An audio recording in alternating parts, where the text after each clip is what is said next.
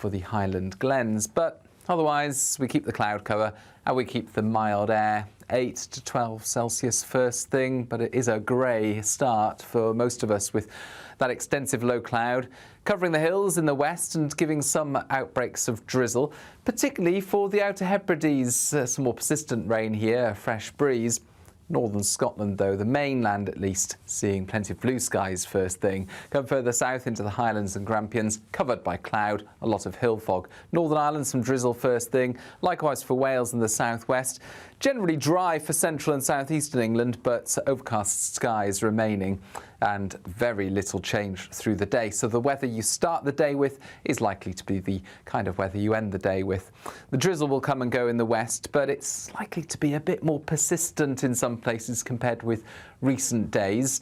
There are outbreaks of rain gathering to the west to arrive in for the weekend. Brightest skies, like I say, northern Scotland, highest temperatures here, mid-teens, otherwise a little bit cooler compared with Thursday. Now, Saturday begins with cloudy skies for most of us. We'll see a bit more rain arriving into the west, and during Saturday and into Sunday we'll see these bands of rain move through, but on the positive side they will clear the air so that by the start of next week we'll see much more sunshine. We'll see a cold snap, which will quickly develop into a warm front.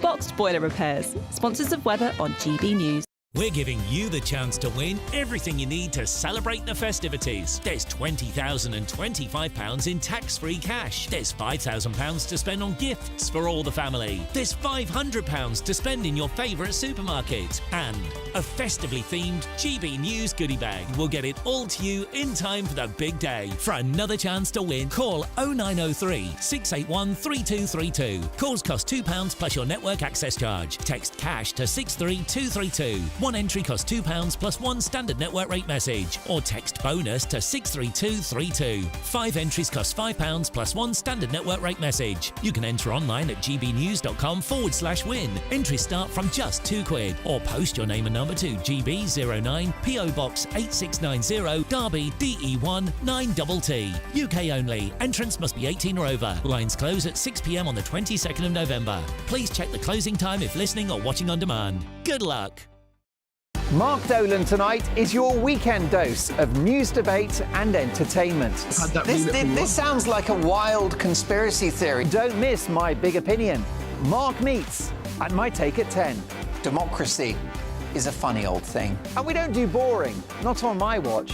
I just won't have it. Let's go and get another glass of that bubbly. You've earned it. That's Mark Dolan tonight, Saturday and Sunday, 9 to 11, only on GB News, the People's Channel, Britain's news channel.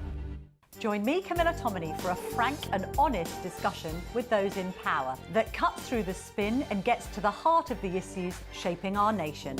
You haven't confirmed that you want to stand as leader, but you haven't ruled it out either. This report basically says that he's not fit to stand trial. Is he indecisive? Incompetent? I deliver the dose of reality Westminster needs. That's the Camilla Tominey Show at 9:30 every Sunday on GB News, the People's Channel, Britain's news channel.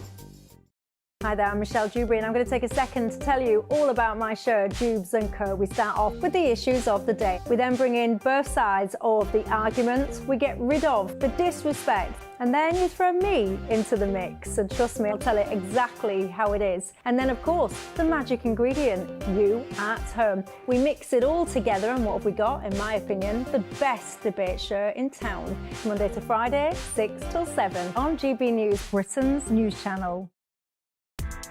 Join me, Nana Okoye, for an informative, interactive news programme with a difference. It's fun. No, he didn't say that, Dave. I'm so surprised. I think there's an element of truth to that. Join me from 3 p.m. every weekend, only on GB News, Britain's news channel.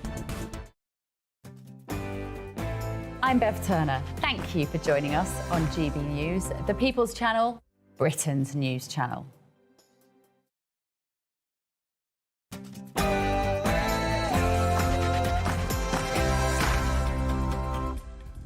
It's 9 p.m. I'm Patrick Christys. Tonight, for the hundreds of thousands of hardworking immigrants who make this country go.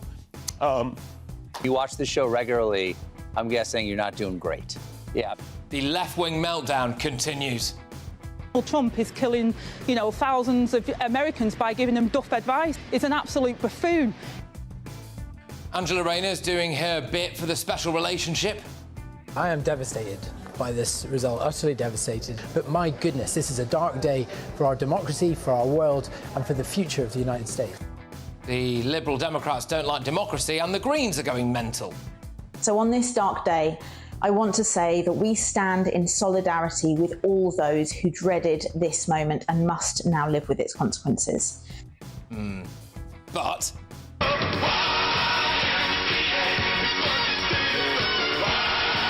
The very privilege that we have before you every day to pray for our president, our vice president.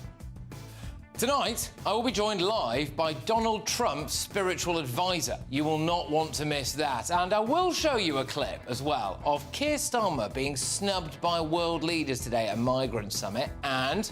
corruption scandal that's engulfed the Tory party is corroding trust in our parliament. Keir Starmer and Rachel Reeves are now coining it in by letting their homes out because taxpayers get to pay for them to live on Downing Street. Shouldn't they give their homes to asylum seekers? Plus... Put the money in. Give me that money. Yo. Is shoplifting acceptable if you're starving hungry or can't afford your baby formula? Apparently, a majority of Brits think so. On my panel tonight is the Telegraph's Madeleine Grant. We've got Tory peer Lord Bailey and ex-Labour advisor Matthew Larser. Oh, and The Guardian are offering their staff therapy sessions to cope with Trump's victory. Should we just check in and see how they're getting on?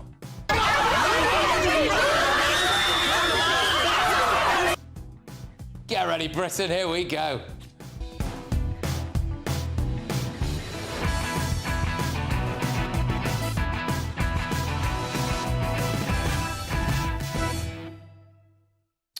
Why doesn't Keir Starmer let illegal immigrants live in his spare home? Next.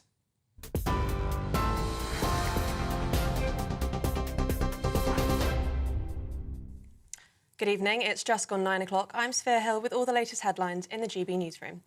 Starting with some breaking news tonight, we're hearing reports that 3 people have been arrested in connection with the death of the One Direction star Liam Payne.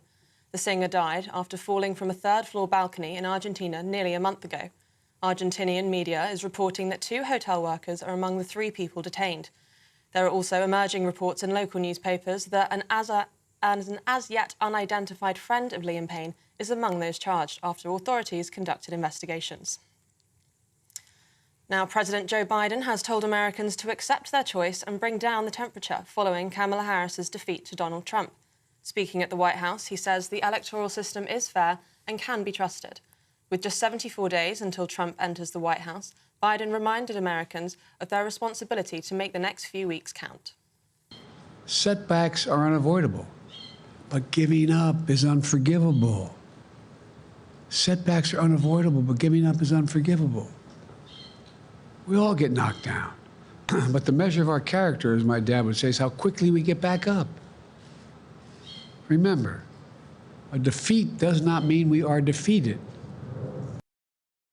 And back in the UK, interest rates have been cut by 0.25%, only the second reduction in almost 4 years. The Bank of England cut interest rates from 5% down to 4.75%. Bank of England Governor Andrew Bailey says we need to make sure inflation stays close to target, so we can't cut interest rates too quickly or by too much. Chancellor Rachel Reeves said with interest rates on a downward path, the Labour government is a world away from the last Parliament. And Sir Keir Starmer has signed a deal with Balkan nations today to target people smuggling gangs at the 5th EU summit. 46 European leaders will discuss economic issues, including economic security and migration concerns.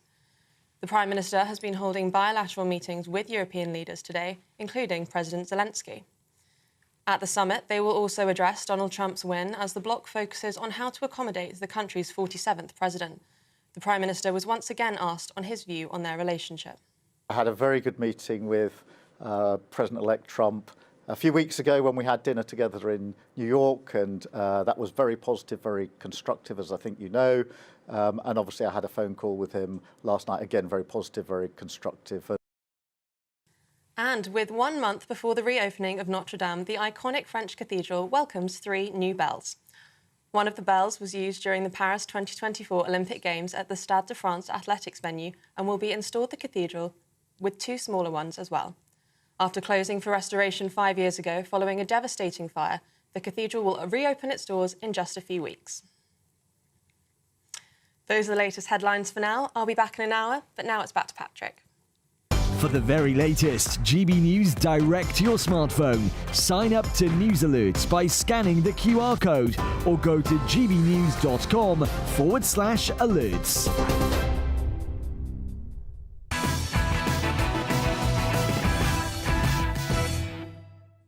Welcome along. Keir Starmer and Rachel Reeves have allowed asylum seekers to live in their spare homes. Oh, no, sorry, my mistake. They're profiting off the fact that you now pay for them to live on Downing Street by letting out their spare houses. Easy mistake to make. The Telegraph reports that the Prime Minister is now a landlord. It's believed that the home that he bought for £650,000 in 2004 is now worth a cool £2 million. And he could be making between £3,000 to £5,000 a month from renting it out. The Chancellor is also doing rather well. Her husband, who it will come as no surprise for you to learn, is a top civil servant, and Reeves reportedly makes 74 grand a year alone from renting out their house and a 2-bedroom central London flat. It's reported that Reeves also has a house in Leeds, so that's quite the property portfolio, but it's nowhere near as impressive as man of the people Keir Starmer, who gets to use number 10, Chequers and Dorneywood. So let's get this straight, all right? You pay for Rachel Reeves to live on Downing Street. You pay for Keir Starmer to have 3 houses. You also paid Rachel Reeves' £4,400 energy bill at her second home, despite her stopping the winter fuel payment for millions of vulnerable pensioners. You paid their salaries. Lord Alley and co have paid for their clothes. He's given Starmer and his family use of his £18 million penthouse. They get free tickets to Taylor Swift, a hospitality box at the Arsenal. And now, because you pay for them to live rent-free on Downing Street, they can coin it in by renting out their previous homes. Now, in 2022, Keir Starmer reportedly raked in 400 grand after selling 7 acres of greenbelt land in Oxford, Surrey, behind his parents' former home. He was later found to have breached the MP's code of conduct by failing to register the sale of the plot of land. However, he got away with a minor slap on the wrist. Of course he did. The Labour Party are a bit squiffy on property. Angela Rayner used the right to buy scheme to buy her council home, apparently. You know, one of the ones that caused a load of controversy in the run-up to the election. She was cleared of any wrongdoing. But now she says she might stop council homes being bought using the right to buy scheme. Talk about pulling the ladder up behind you. Still, though, anything's better than Labour's Jas Athwal. He stands accused of being an actual slum landlord. It turned out that there was black mould and ant infestations at some of his properties, and now it emerges that he makes money from a building being used to run a failing children's home. I mean, who is this guy? Fagan. I mean, Labour are known for picking a pocket or two, aren't they? The fact is, Keir Starmer and Rachel Reeves aren't like you. They're not normal working people. You are lining their pockets whilst they also line their own pockets. Meanwhile, the boats keep on coming. Your local hotel is probably being used to house asylum seekers. Social housing in your local area is probably housing asylum seekers. Private rental stock in your local area is probably housing illegal immigrants. Shouldn't they put their money where their mouth is and let asylum seekers live in their spare rooms? I mean, they can take this guy if they want. Mother. Yeah, let's see if that happens. All right, so let's get through to my panel this evening. We've got the Telegraph columnist and parliamentary sketch writer Madeline Grant, Tory peer Lord Bailey, and ex-Labour Party advisor Matthew Larser. Maddie, I long for the day where I see our Prime Minister and our Chancellor deciding to use their spare homes for good. That would, I think we'll be waiting a while, will we not? It's pretty... I mean, I think under normal circumstances, this story would not be that much of a big deal. It's something that prime ministers have done, I'm sure, for decades. Their old home is vacant, and they're now in Downing Street, so they might as well make some extra money, and they do it. But the trouble is, it rather rankles, I think, to ordinary people just days after they decided to break their manifesto commitments on not raising taxes on working people, whatever the hell they meant by that, and obviously the winter fuel furore. And I think also it sort of is at odds with Starmer's slightly kind of puritanical demeanour, his sort of austere, you know, he portrayed himself so much before the election as being like a different kind of politician, and the fun and games of the Johnson era was over. And then, hey presto, it turns out that out of all the MPs in Parliament of all sides, he is the one who has taken the most freebies. But I suppose the silver lining is that perhaps now he can actually afford to buy his own glasses. Well, that's true. Yes, and his suits as well. You know, look, I think it would be a great look, wouldn't it, for people who keep going on about refugees welcome, for people who have been, you know, really, really pro illegal migrant over the years, to actually go, well, hang on a minute, I've got a couple of spare rooms knocking about, actually more than a couple. Maybe Starmer should put his money where his mouth is there. Oh, look, on one end, it's not a liberty for him to rent out the house while he's Prime Minister and make a little bit of money and keep going. The problem is he came from this really, really, I think the word used was puritanical space. Everything Tory MPs did was against law, was mean, was against the spirit of it, and it turns out he's doing it as well, and that's what people will punish him for. But there's another side to this story as well. We have got to stop being mean, spiteful and penny pinching around how people in public life live and what they do and where we spend our money. What people won't know, actually, is if you go into number 10, it actually looks quite threadbare. And let's be clear, we are inviting world leaders, people from all over the world who want to deal with this country, you know, do stuff with this country, and they come in number 10 and they must think, God, this place needs a lick of paint. And it's all because we've got very spiteful around how people in public life do anything. And I think we need to step away from that. And part of that is, look, if you want to rent a house out, fine, but he has to find a different way to speak about other people, because we are now judging him with the yardstick he gave to us. I think it does seem unfair. Your local hotel's probably a migrant hotel. You've got people who are struggling at the lower end of the private sector for rental properties. That property's now being bought up in many cases by the Home Office to put illegal migrants in, all of that stuff. Meanwhile, you know, Keir Starmer, Rachel Reeves, properties coming out their backsides, they'll coin it in. Well, I mean, Patrick, every Prime Minister has done this, and what would we? I'd rather that the people were living in their empty house. Well, they could be asylum seekers. Well, I mean, I don't think the Home Office would be.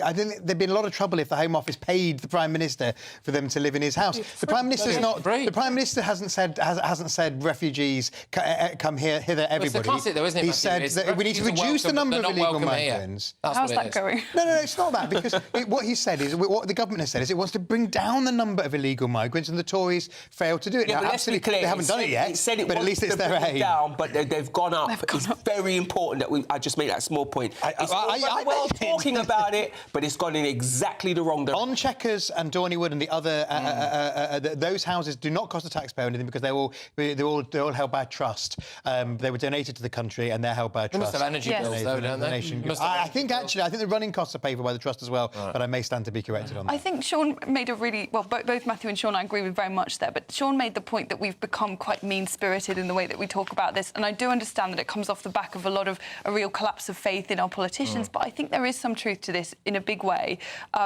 Some of the headlines, for example, I remember during Partygate, or before Partygate, in fact, there were headlines, I think it was in the Daily Mirror, but I could be wrong, where they actually ran a story that said that Boris Johnson's daughter had bought some headbands from Prada while nurses were going without PPE. You know, these two things are not at all linked in any way, shape or form, but it was like lowest common denominator, emotive nastiness, and we do need to get past it, especially if we want to have good people in public service. What about Angela Rayner, you know, use the right to buy scheme, now wants to pull the ladder up for everybody else, Sean, it seems? Unfortunately for Angela Rayner and her puritanical stance, that will be the thing that people judge her by. Look, when you're saying to people, the other side, and you find any... It was open down Tories for years. right? What they needed to remember, the rules will flip to them, and it's spoiling it for everyone. Now the public think a plague on all of your houses. And I just don't think it's right. They're professional people, they want to make a little bit of money, have families to feed going forward. That would be my view on it, but it's them who created this very toxic environment, and why it's really bad. We now don't trust any of the institutions of the country, and I'd argue that those individuals, Keir Starmer, Angela Rayner, have been very instrumental in tearing down our trust for any institution in this country. They're not normal people. They banged on about Rishi Sunak. Oh, is he too rich to rule? Is he this, that and the other? Keir Starmer could buy his mum a 6 or 7 acre plot near their home, so I think she could have a donkey sanctuary to look at for a bit, and then he could sell it and supposedly made about 400 grand according to reports. He then didn't declare that properly and he got a slap on the wrist. And then, you know, when he moves to Downing Street, when he's not at Lord Alley's pad, we can have this budget now, Rachel Rees, or we're all going to have to buckle up, we're all going to have to turn our collars up and face that breeze and run it together. But while she's there, she can rent out one of her properties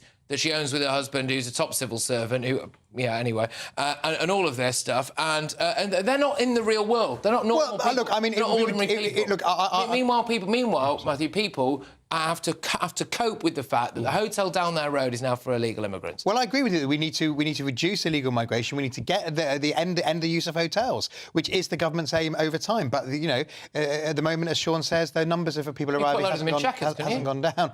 I'm not sure the terms of the trust would allow. But can I just say something about? They shouldn't. Chequers is the inheritance of this entire country. It belongs to the nation. And let's be clear, to give it to our prime ministers, be they Labour or not, I actually think is the right thing to do. The problem is these people, Keir Starmer, Angela Rayner and others, ran around saying how working class they are, how close to the people are. Nobody I know can buy a 400 grand plot of land. I think that you should never pretend to be pro. Can't just rent out your 2 million townhouse. You should not go around pretending to be prolier than thou. There was once a Labour MP in the Shadow Cabinet called Michael Meacher who sued a newspaper, I think The Observer, for claiming that he wasn't working class enough, that he was over-egging his working class credentials, and he lost the case because he was over-egging his working class credentials. So this is in the 80s. So look, don't pretend to be something you're not. Clearly, Keir is a pretty rich guy, but he's not the same as Rishi Sunak. His wife's a billionaire. Let's be clear. I've been homeless. I've been unemployed. Someone who's worth $1 billion or someone who's worth $1 million, it was all the same to me at the time. And I would just say, I think that Jez Atwar, I think that needs to be held to all the same standards. The slum landlord. This is the guy who. It just clarifies the Labour MP who's a slum landlord and makes money off of failing children's homes. Is that right? Well, I'm not sure I'd use that language, but he's the guy who has the issues with his houses that he rents out, and there seem to be issues with the children's home. He owns the building. He needs to be held to the same standards as everybody else. And if needs be, he needs to withdraw him. OK. I think Jez Atwar would probably deny the term slum landlord and has indeed apologised for the condition I was helping you of his properties. So, I loved so there we go. But probably not a great look nonetheless. A little bit of mould and some ants. So there we go. Right, a lively start. Thank you very much. Look, we've got loads more coming your way. Buckle up for another absolutely catastrophic left-wing meltdown. But before all of that, how would you like your chance to win your entire Christmas this year? Well, we're giving you the chance to do just that with the very latest Great British Giveaway. Here's all the details you need. We could be delivering the perfect Christmas to you this year. First, we'll give you £20,025 in tax-free cash. Then we'll give you £5,000 to spend on all of your Christmas presents. Christmas lunch, that's on us too, with a further £500 in vouchers to spend at your favourite supermarket. Finally, a GB News Christmas goodie bag. And the best news, you'll get it all in time for the big day. For your chance to win, call 0903 681 3232. Calls cost £2 plus your network access charge. Text cash to 63232. One entry costs £2 plus one standard network rate message. Or text bonus to 63232. 5 entries cost £5 plus one standard network rate message. You can enter online at gbnews.com/win. Entries start from just £2. Or post your name and number to GB09 PO Box 8690 Derby DE1 9TT. UK only. Entrance must be 18 or over. Lines close at 6 p.m. on the 22nd of November. Please check the closing time if listening or watching on demand. Good luck. All right, still to come. After Donald Trump shocked the world with his stunning US election victory, I am joined by the new president-elect's spiritual advisor. Pastor Mark Burns. So we've got a lot to go out there. But up next, a shocking new poll has found that more than half of Brits think it's acceptable to shoplift if you're starving. Yeah, you heard that right. Is it ever OK to steal? Going head-to-head on that next are the youth worker and chair of My Ends Project, Anthony King, and the reformed shoplifter and podcast host, Cullen Mace. Don't go anywhere.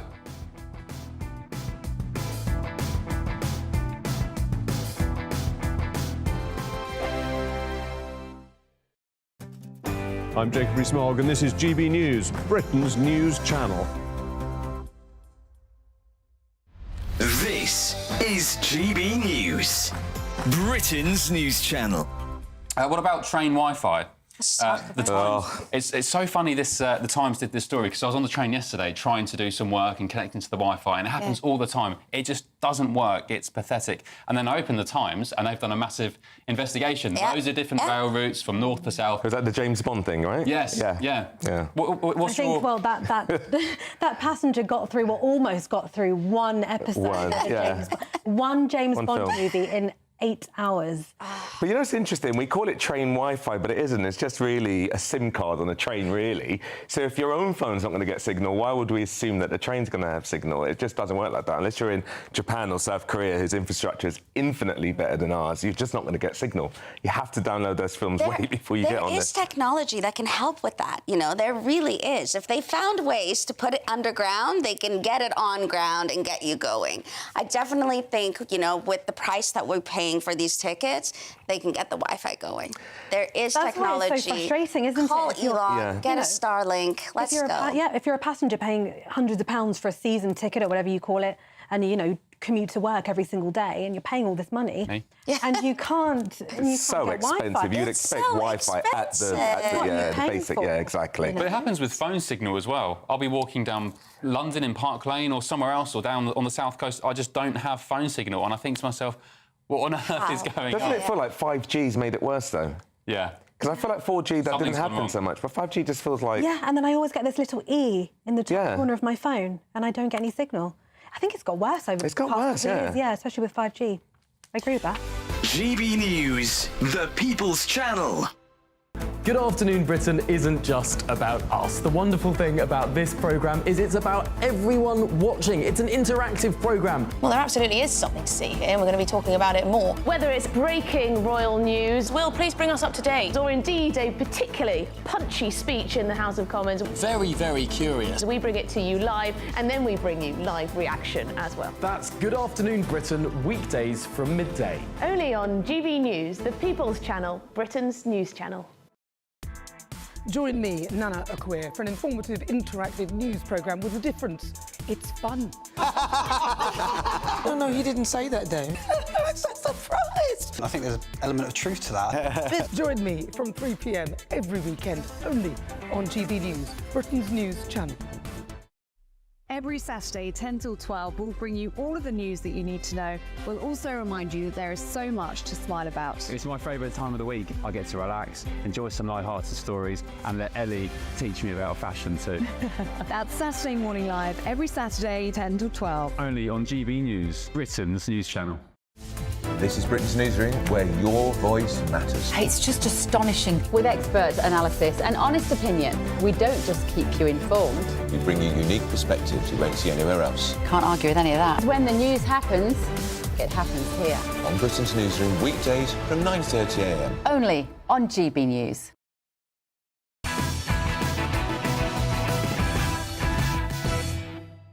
Welcome back to Patrick Christys tonight. We are only on GB News. Now, coming up, I will be joined by Donald Trump's spiritual advisor, Pastor Mark Burns. But first, is it actually OK to steal from a shop if you're starving? It's time now for the head-to-head. Well, I couldn't believe the results of this survey, I'll be honest with you, but a shocking new survey has found that half of Brits think it's OK to shoplift food if you're starving. 51% of people surveyed by YouGov said it was acceptable to steal food so long as the thief was starving, but that figure fell to 40% if the thief was simply short of money. OK. It comes as the UK is in the midst of a shoplifting epidemic, with stores reporting more than 1,200 offences every single day. Levels of shoplifting recorded by the police are at their highest since records began in 2003. So tonight I'm asking, is it ever OK to shoplift, even if you're starving? Let me know your thoughts. Go to gbnews.com/your say or tweet me at GBNews. While you're there, go and vote in our poll. But going head-to-head on this now are the youth worker and chair of the My Ends project, Anthony King, and the reformed shoplifter and podcast host, Cullen Mace. Both of you, thank you very much. Great to have you on the show. Anthony, I'll start with you. Is it ever OK to shoplift if you're starving? Absolutely not. We're in a society, we're in a country where there is so much options and support from food banks to faith group organisations that have opened up their doors, especially over the last couple of years, especially since the pandemic, where there's been such a growing rise in food banks, etc. There is absolutely no reason to endorse shoplifting in any way. My family are from a community where we didn't have it all as a poorer background, especially back home in Jamaica. We genuinely don't support stealing. We understand what real poverty is. In the UK, I don't believe that we genuinely understand real hunger when we've got so much support here in this country. OK, strong start. Cullen, same question to you then. So is it OK to shoplift if you are starving? Well, if you are starving and you don't have the option of a food bank, what would you expect someone to do? Mm. Do we ever have to get to that position, though, is the thing? I mean, we've just heard from the chap on the other side that there's things like faith groups, there probably is food banks, there's other things, you know, do you ever have to actually nick food? Yeah, I think there's a lot of people out there who have to steal food. You know, there isn't, options for everyone out there. A lot of people as well would probably feel a sense of shame of doing that. So, you know, I don't think that this option of food banks is an option for everyone. OK, I'll reintroduce you, Anthony, to this. What about the argument that a lot of mums out there are struggling to pay for things like baby formula, nappies, etc.? You know, would that be OK to steal? I don't endorse stealing at all. Genuinely, I'm aware that we're in a system where we've got access to resources, benefits, and I am aware that many of the closed banks, food banks, and homeless shelters are offering so much at the moment. Whilst I agree that and I genuinely empathise with some of the challenges that we have in our communities, especially some are really impacted. However, there is so much provision that are on offer. And I'm from a borough where I've seen not only a borough that's experienced bankruptcy, but I've also seen such a growing rise in so many organisations doing what they can to ensure that mothers, children and families are fed. I don't ever endorse stealing. Why would we then agree with people being criminalised, placed in prison, facing heavy fines, which is problems upon problems? We need to genuinely do what it takes to signpost people to resources and places where they can support families that are in need. Cullen, can I ask you, just because it says here, you know, you're a reformed shoplifter, I think you've got quite an interesting story. So what was that all about? Yeah, the topic of shoplifting, it isn't one, shoe fits all, one size fits all, sorry. I was a drug addict and, I funded my addiction through, it was, my DBS is about that thick and it is all for shoplifting. It was the only kind of crime that I found where the reward outweighed the punishment because it was classed as a petty, a petty crime through, by the police. And, that was my justification for it. I didn't want to, steal from people personally. I didn't want to sell drugs. I didn't want to rob people. And I thought that me stealing from a big corporate business, as bad as that sounds, was my only way to shoplift, was my only way to fund my habit, sorry. It's quite interesting that, Anthony, because the reason why I read out some stats earlier about the sheer scale of shoplifting, something like 1,200 incidents a day, and I think they're only the ones that are reported, where it's one where the punishment doesn't seem to outweigh the consequences. Basically, I would argue we've semi-legalised shoplifting, Anthony. I wouldn't agree with it, and I really empathise with and understand where my friend online here is coming from. But but the challenge here is that he rightfully highlights that he was feeding a habit. There's people that have, and I respect your journey. I respect the fact that you're reformed, but there are people that have some serious challenges. I work with young people, care leavers, families that are dealing with bereavement, families that have lost a lot of stuff, husbands that have passed away. that are still doing what they can to ensure that their children and support and those that they look after are benefiting from hard work, are going out, working hard and paying for resources and having to go to food banks. I know people that have bought properties and still have to go out to food banks to try and provide for their families. But when you're dealing with funding a habit, that's different to the challenges faced by communities who genuinely cannot afford bread, milk and eggs. Colin, I'll let you come back to that and also say, I get that it seems like it might be a victimless crime because it's a big corporation like Tesco's or Sainsbury's or something, but that can impact the prices on everybody else. The other impact can be that some people might try and get in the way of that, and maybe not everyone's quite like you, right? Maybe some people are carrying knives. Maybe that they do go home at night and they lose sleep over it and they feel threatened. And it does have a knock-on effect on people. Yeah, no, I totally agree. You know, this is an epidemic, and you know, when the police publicly say that they're not going to tackle anything underneath £200, that's going to give a green light to people who, you know, were probably on the edge of thinking about shoplifting, and they're now going to do it. You know, this isn't just a food issue, I think. Like you said, you know, when I was shoplifting, the amount of single mothers who would ask me to go and get their baby milk because they wouldn't mind paying half price. Well, now a lot of them can't afford to pay half price, and that's why they're shoplifting themselves. You know. So you were taking stuff to order for, you know, younger mothers. A bit like, if you'll forgive me for the pun, putting the Robin in Robin Hood. Oh, I was definitely Robin Hood, Patrick.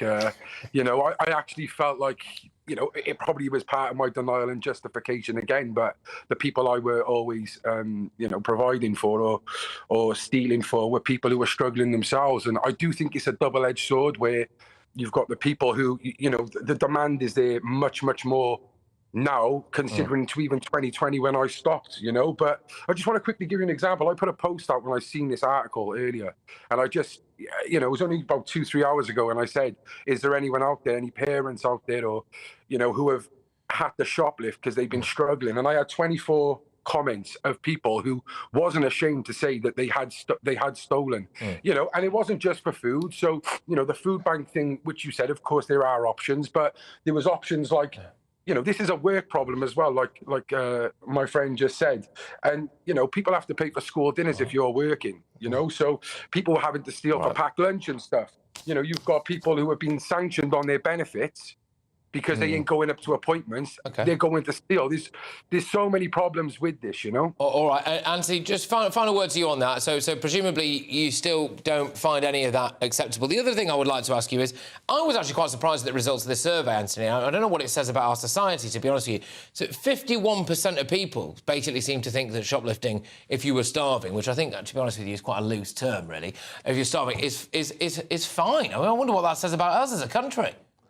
I think it raises concerns for me that 51% feel that it's okay to shoplift, to then obtain a criminal record just because they're shoplifting for food. I sat down with a group of organisations in my borough recently where Pret and Marks and Spencer's and Lidl, sorry to call names, but they provide food at the end of the evening where organisations can go out. I work with soup kitchens. I've seen the success of it in Lambeth. I've seen the success in Croydon, where they go out and actively ensure that people in the evenings have something to eat. If the debate is solely about shoplifting for food, then I understand some of the needs in our community and I understand that people need to eat. However, I will never endorse shoplifting. However, when you've got people, and I've seen the other side of it, and I've worked with disadvantaged families who have a 52-inch or a 50-inch screen in their home and have the latest luxuries, but will go out and steal from Tesco's, Ribena and a meal deal. They'll go and steal a meal deal, but they have the latest accessories. I have challenges and concerns with that. All right, but both of you, look, thank you very, very much. That was a great head-to-head. I really enjoyed it. You're both top guests there. So that is the youth worker and chair of the My Name's Project, Anthony King, and the reform shoplifter and podcast host, Colin Mays. Best of luck to both of you. Thank you very much. Who do you agree with? Is it ever OK to steal if you're starving? Felix on X says theft is theft. It's a dangerous approach to moral values. There are organisations that will help you. Sven says, I don't think anyone will begrudge anyone who was genuinely starving. All right, your verdict is in. Wow, this is interesting. 58% of you think that it's not OK, so never OK to shoplift. 42% of you say yes, it is. Quite surprised by the results of that poll. There we go. Coming up, well, shifting tone, a vile grooming gang has been handed a combined total of 219 years. after being found guilty of abusing girls as young as 12 in West Yorkshire. Is it time to admit that we have a cultural problem with grooming gangs? Reform UK spokeswoman Anne Widdecombe is live and she's next. So we've got all of that coming your way. And yes, Donald Trump's extraordinary US election victory has sent the left-wing media into a bit of a meltdown.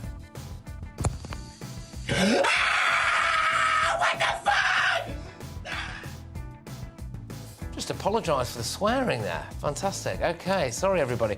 I'm joined next by the man who guided Trump to victory. It's the president's spiritual advisor, Pastor Mark Burns. Stay tuned. Hello again and welcome to the latest update from the Met Office for GB News. It stays gloomy for most of us over the next 24 hours. Very little change. A lot of low cloud mist, fog, some drizzle, but also some cloud breaks. We've seen those across West Wales, North Devon, northern Scotland, northern England during the day, and they'll continue in a number of these locations overnight, most especially northern Scotland. And where we do see these clear spells, temperatures will fall away, so you wouldn't rule out a touch of frost. A few fog patches, say, for the Highland Glens. But otherwise, we keep the cloud cover and we keep the mild air. 8 to 12 Celsius first thing, but it is a grey start for most of us with that extensive low cloud covering the hills in the west and giving some outbreaks of drizzle, particularly for the Outer Hebrides. Some more persistent rain here, a fresh breeze.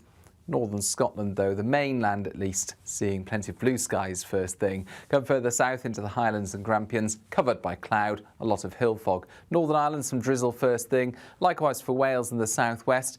Generally dry for central and southeastern England, but overcast skies remaining and very little change through the day. So the weather you start the day with is likely to be the kind of weather you end the day with.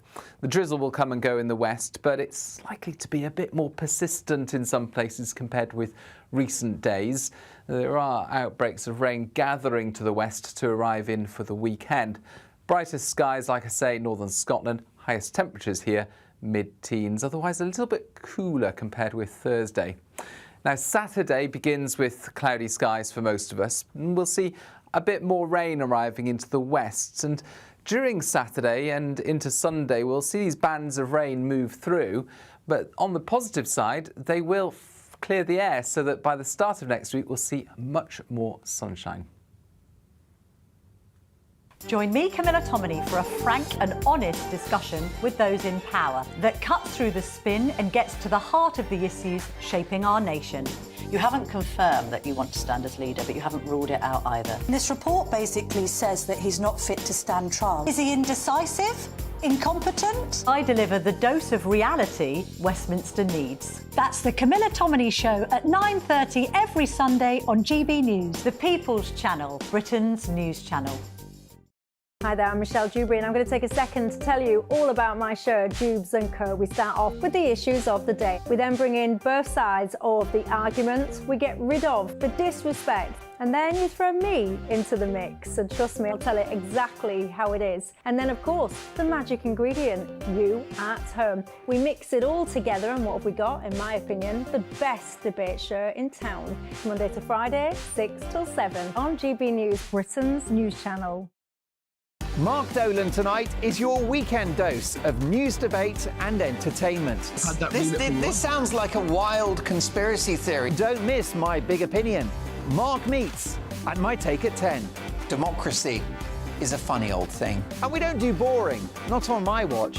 I just won't have it. Let's go and get another glass of that bubbly. You've earned it. That's Mark Dolan tonight, Saturday and Sunday, 9 to 11, only on GB News. The People's Channel, Britain's news channel.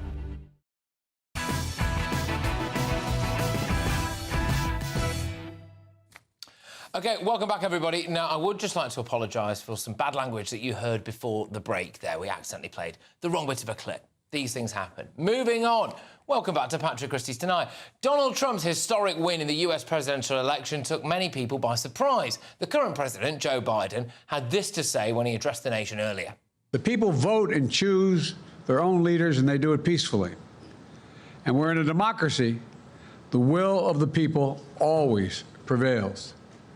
Yesterday, I spoke with President-elect Trump to congratulate him on his victory. And I assured him that I'd direct my entire administration to work with his team to ensure a peaceful and orderly transition. OK, and Kamala Harris had this to say when she conceded defeat yesterday. The outcome of this election is not what we wanted, not what we fought for, not what we voted for, but hear me when I say... No, we won't. But what was it like being with Donald Trump and his team during the campaign? And what will this transition of power look like? Look, with me now is Pastor Mark Burns, President Trump's spiritual advisor. Yes, great to have you on the show. Thank you very much. First and foremost, congratulations. Thank you, sir. Thank you. I mean, again, a historic event, historic moment in American history. The whole world witnessed the greatest political comeback in United States history with the re-election of Donald J. Trump as the 47th president of the United States of America. Yes, like Joe Biden said, the American people has spoken. They do not want 4 more years of Joe Biden or Kamala Harris's poor economic policies. They want to close the border and protect Americans. They want to stop funding global wars and start funding citizens here in the United States of America. But it is now time for us to come together as one nation, as one people. So can I ask you, when you are spiritually advising Trump, what kind of stuff do you say? What does that job look like? Well, I mean, first of all, it's a personal conversation. It's something that we don't promote or publicly talk about. But I can assure you that Donald Trump hears from the voice of the Lord. He hears from the voice of the Holy Spirit. He knows he needs the hand of God over his life and to consult what Master Jesus before he makes some of the greatest decisions that's going to affect not just America, but the world. But he is guided by the hand of God. And again, which is why millions upon millions of Christians showed up to vote for Donald Trump that didn't vote the last election, but they voted this time. Do you think that God might tell him that he should deport Prince Harry? But you never know what the Lord. I've received some crazy instructions before too. So, well, you know, Prince Harry, I think again dug his grave, and this is my work. This is my take. Since I'm on British television, I just want to. It's my thought about the whole Prince Harry and the Duchess fiasco. Again, we finally get a person of color in the royal family, and it just goes to the hell because we just can't keep Prince Harry in line to do what I believe he was born to do, which is to support the British throne and the British crown and continue that institution. But I know some feel against it, some feel strongly for it. Yeah. But that's just my take on the matter. Well, look, I was obviously joshing a little bit there, but on a more serious note, though, Trump nearly died. I mean, he got shot. And just out of interest, were you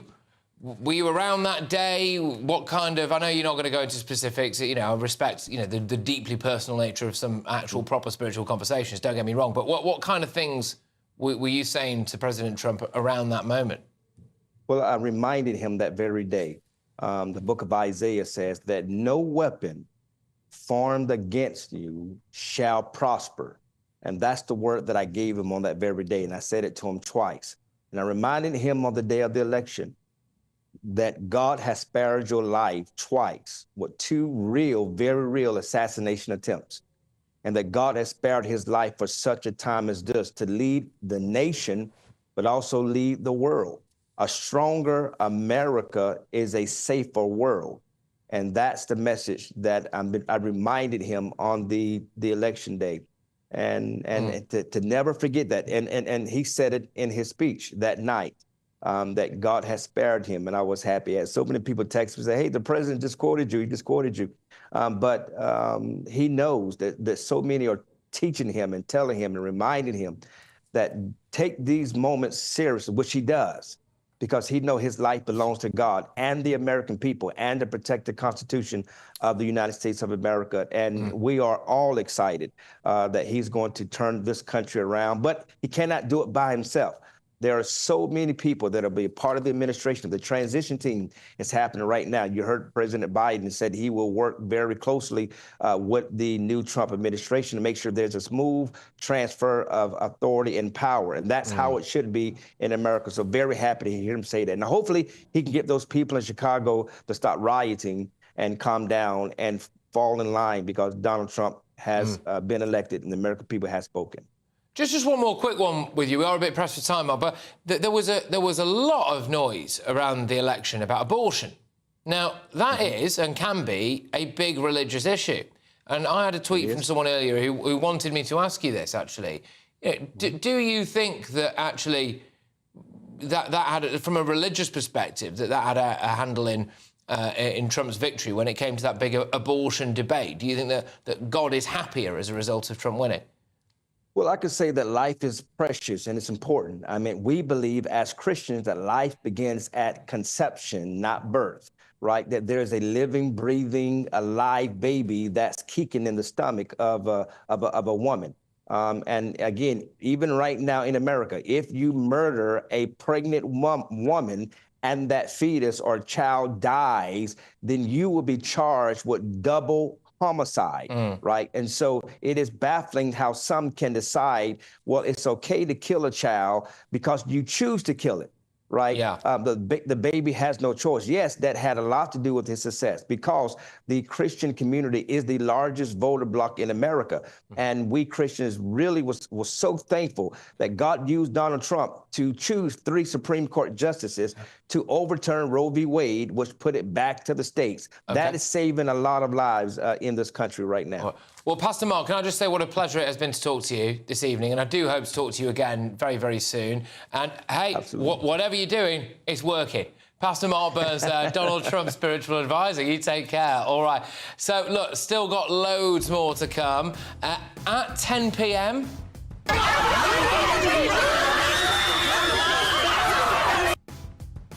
After Donald Trump swept to a stunning victory in the US election yesterday, the left-wing media meltdown continues. I believe that was the Guardian's therapy session we just heard there. I've got some hard words for the old liberal lovies who just can't fathom anybody would vote for Trump. But first, a vile grooming gang has been handed a combined total of 219 years in prison. Look, have we got a cultural problem when it comes to grooming gangs in this country? Oh, and should Keir Starmer take Nigel Farage up on his offer to bridge the divide between him and the new President of America? Anne Widdecombe, Reform UK spokeswoman, joins me shortly.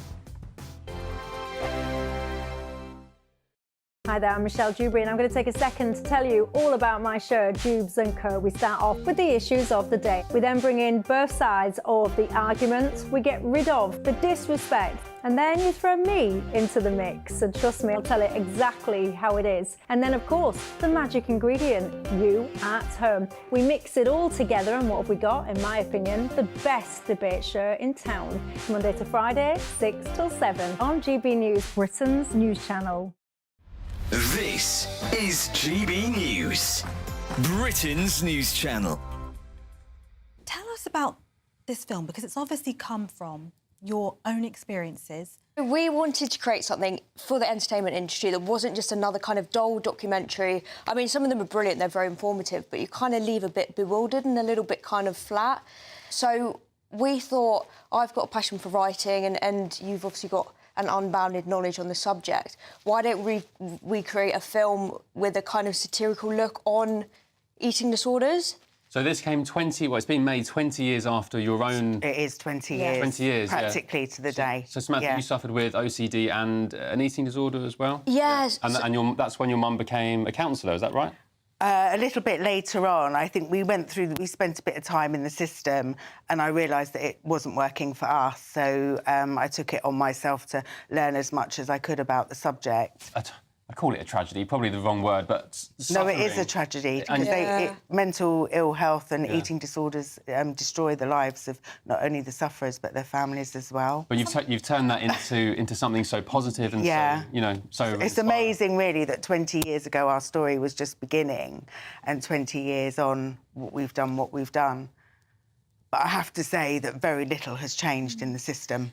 I've heard that. And I think that's what we're passionate about. Yeah, so... That was why we wanted to... I mean, I work with families every day and I see the destruction that eating disorders and other mental illnesses not just bring to the sufferer, but the whole family. Yeah. And I think that's what really passions me, because obviously 20 years ago we were there. And I just feel that so much more needs to be done.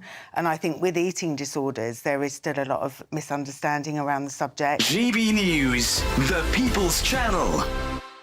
Why go out on a Friday night when Friday night comes straight to your home? Talking about? Join me and my A-team of top pundits. Chemistry tonight is electric. As we tackle the big stories of the day with wit, insight and fearless energy.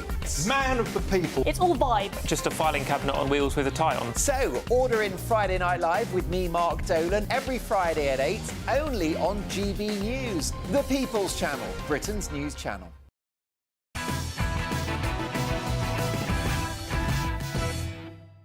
Welcome back. So, 20 men are now facing a combined total of 219 years behind bars for raping and abusing young girls between 2001 and 2010. The 20 men were convicted of sexually exploiting 4 girls between the ages of 12 and 16 in Calderdale in West Yorkshire.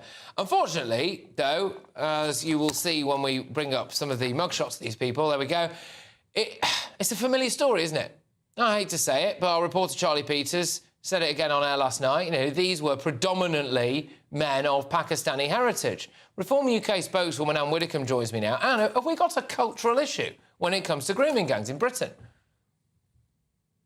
We do know, of course, that, you know, you get this phenomenon amongst the white population as well. So I wouldn't want to say that, you know, the black population was, or Pakistani population was uniquely guilty of this sort of crime. But yes, I think there is a cultural issue. I would love to know the background of those people, you know, if they grew up in this country, what sort of culture they grew up in. But I think the whole question of respect for women probably is, or probably does have cultural overtones. But as I say, you know, there's nothing about sexual assault on young girls. There's nothing unique to the immigrant population on that. There really isn't. There just seems to be, amongst certain cases like this one, a pattern, right, that is impossible to ignore, even though we are told to ignore it a lot of the time. And, well, I just wonder, what can we do about that, Anne? Well, I think the answer to that is, as I have said for so long, the end of multiculturalism. We need integration as the main aim. And people who come to this country or whose parents came to this country must adopt the British culture. I'm not saying they have to adopt the Christian religion or anything like that, but they must adopt the British culture.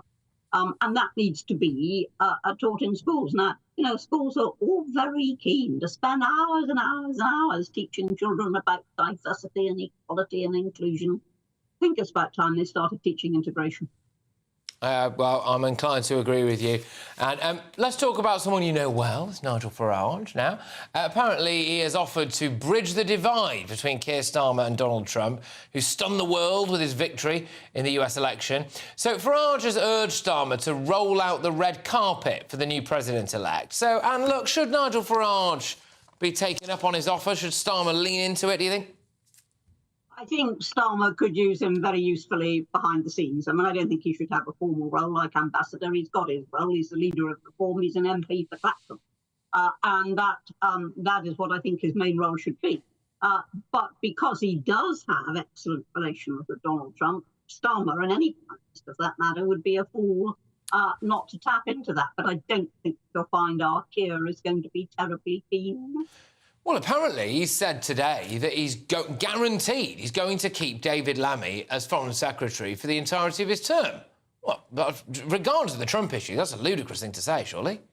Well, I mean, I think, first of all, Lammy is stupid anyway. I mean, quite apart from the things he said about Trump.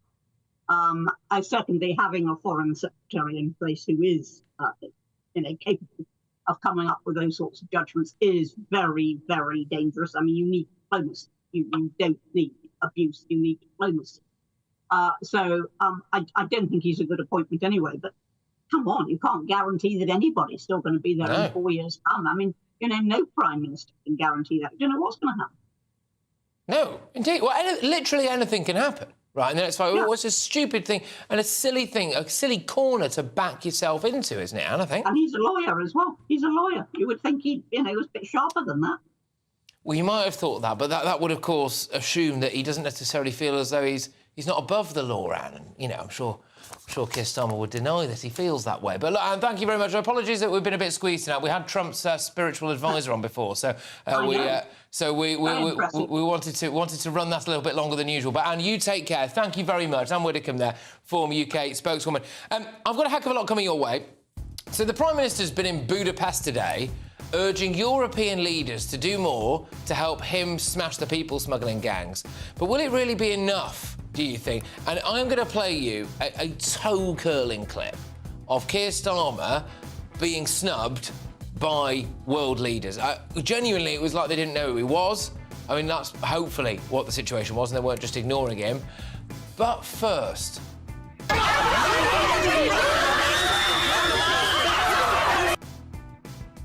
Yeah, the left-wing media meltdown continues. They just can't fathom that anyone, let alone over 72 million Americans, would vote for Donald Trump. Well, I'm about to pour a cold bucket all over their ridiculous hysteria. And I must say, this particular roundup of lefty tears includes all sorts of people. It includes our own politicians. It includes US talk show hosts. And it even includes The Guardian, who, believe it or not, have told their staff that they can go to therapy if they can't cope with Trump's election.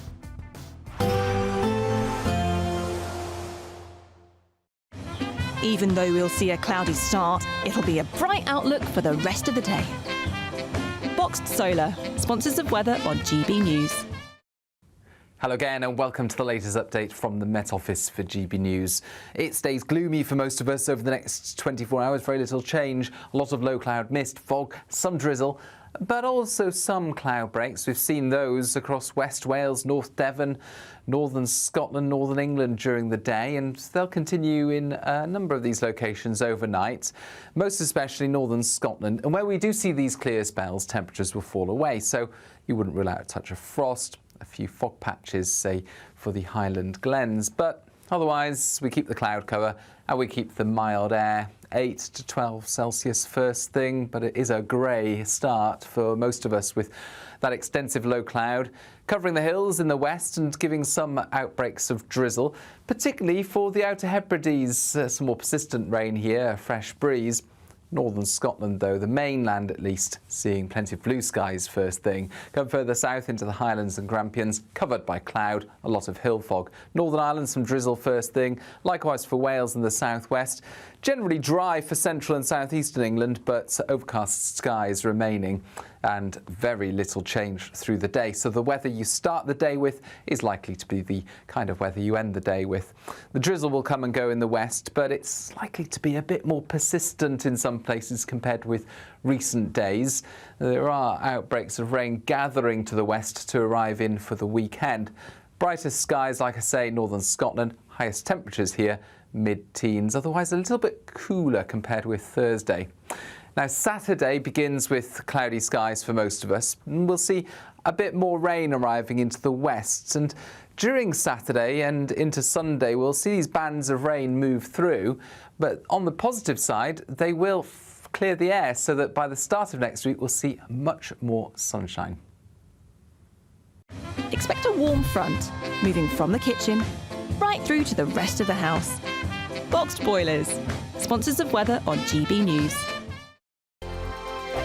You could win Christmas on us this year. There's cash, £20,025 in tax-free cash to make your new year go with a bang. There's also £5,000 to spend on all the gifts. We've also got Christmas lunch for you, with £500 in vouchers to spend at your favourite supermarket. And finally, a festive GB News goodie bag. For another chance to win, call 0903 681 3232. Calls cost £2 plus your network access charge. Text cash to 63232. One entry costs £2 plus one standard network rate message. Or text BONUS to 63232. 5 entries cost £5 plus one standard network rate message. You can enter online at gbnews.com/win. Entries start from just £2. Or post your name and number to GB09 PO Box 8690 Derby DE1 9TT. UK only. Entrance must be 18 or over. Lines close at 6 p.m. on the 22nd of November. Please check the closing time if listening or watching on demand. Good luck. Mark Dolan tonight is your weekend dose of news, debate and entertainment. This sounds like a wild conspiracy theory. Don't miss My Big Opinion. Mark Meets and My Take at 10.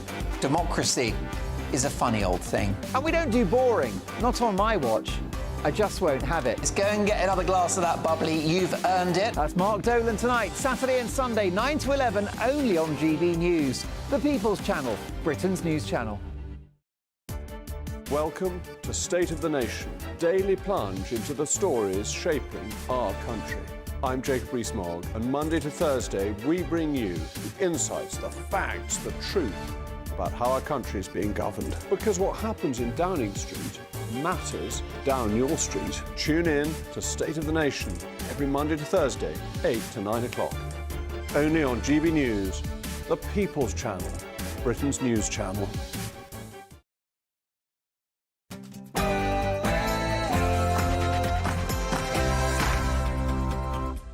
It's 10 p.m. I'm Patrick Christys. Tonight, the hundreds of thousands of hardworking immigrants who make this country go. You watch the show regularly, I'm guessing you're not doing great. Yeah, me neither. the left-wing meltdown is a sight to behold. Donald Trump is killing, thousands of Americans by giving them duff advice. He's an absolute buffoon. Angela Rayner there doing her bit for the special relationship. I am devastated by this result, utterly devastated. But my goodness, this is a dark day for our democracy, for our world, and for the future of the United States. The Liberal Democrats don't like democracy, and the Greens are going mental. So on this dark day, I want to say that we stand in solidarity with all those who dreaded this moment and must now live with its consequences. All right, and things don't appear to be going well for Keir Starmer on the world stage.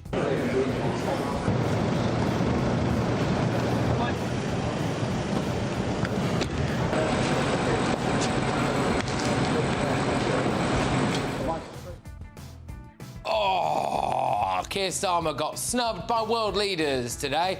On my panel tonight, it's the Telegraph's Madeline Grant. We have got Tory peer Lord Bailey and ex-Labour advisor Matthew Larser. Oh, and The Guardian are offering their staff therapy sessions to cope with Trump's victory. Should we just check in, see how they're getting on?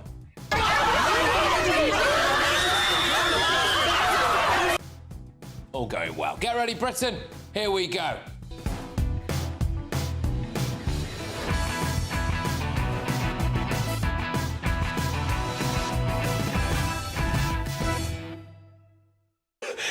I work for The Guardian and Donald Trump just put me in therapy. See you in a minute.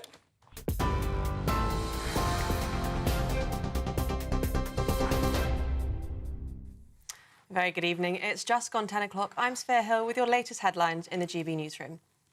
Our top story this evening, we're hearing reports that 3 people have been arrested in connection with the death of the One Direction star Liam Payne.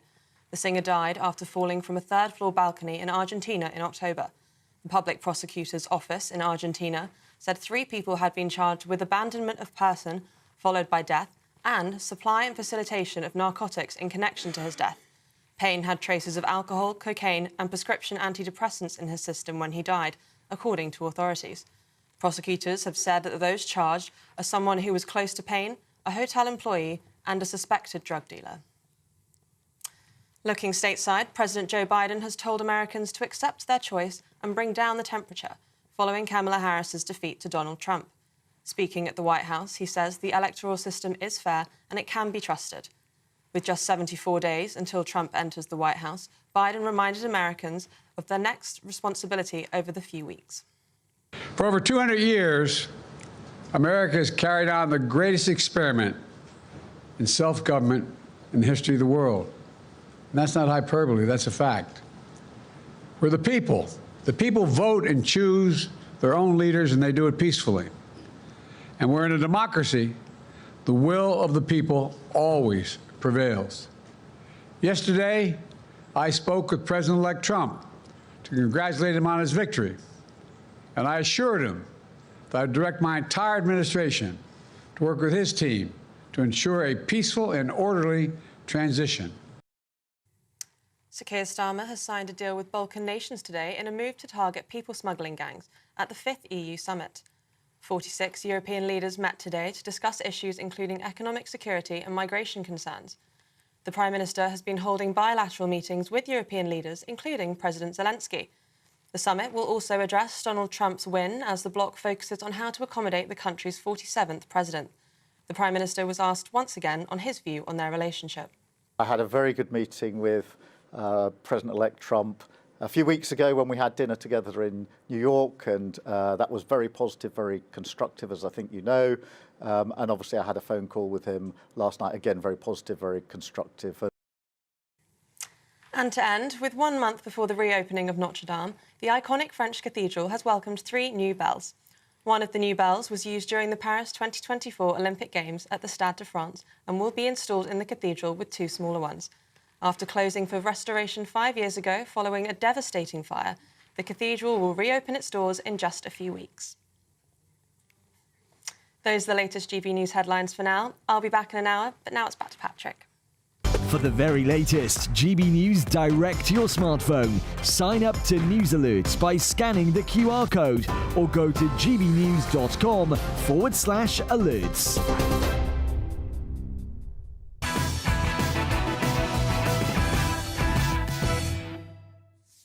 Good evening. The full-scale mental meltdown of left-wingers has steamed into a second day. Our Deputy Prime Minister won't be happy that this clip has resurfaced. He's an absolute buffoon and he's an absolute disgrace, and so is Boris Johnson for not being able to even know his own rules. There we go. The newsagent's Lewis Goodall, dressed up like a pound shop John Lennon tribute act. He's absolutely gutted. But this is what I think in the long term for the health of American democracy is so devastating and is perhaps the biggest worry of all. He has been returned to office, not just returned to office, he's been returned to office with an enormous mandate. And what signal, what message does that send to future generations of politicians now? The Liberal Democrats are genuinely upset about the result of a democratic vote. I am devastated by this result, utterly devastated. But my goodness, this is a dark day for our democracy, for our world, and for the future of the United States. OK. Still, they refused to accept the result of another democratic vote in 2016, didn't they? The Green Party, well, they're green with sickness. I know that, like me, many of you will be feeling fearful this morning. So on this dark day, I want to say that we stand in solidarity with all those who dreaded this moment and must now live with its consequences, including those in Gaza and Ukraine. The US late-night talk show hosts are literally in tears. Let's be honest, it was a terrible night last night. It was a terrible night for women, for children, for the hundreds of thousands of hardworking immigrants who make this country go. For healthcare, for our climate. And at The Guardian, and I am not joking now, OK, they are offering for their staff to go to therapy. So their editor, Catherine Viner, reportedly sent an all-staff email saying, if you're not in the US, do contact your American colleagues to offer your support. It's upsetting for many others too. And if you want to talk about it, your manager and members of the leadership team are all available as the people team. There is also free access to free support services, which I've outlined at the end of this email. Apparently that included a little bit of therapy. Well, I've actually got news for you. So The Guardian held their first staff therapy session today. They did it over Zoom because making staff come into the office would offend their pronouns. But I managed to hack into The Guardian's group therapy meeting and I recorded it for you. Do you want to see it? Well...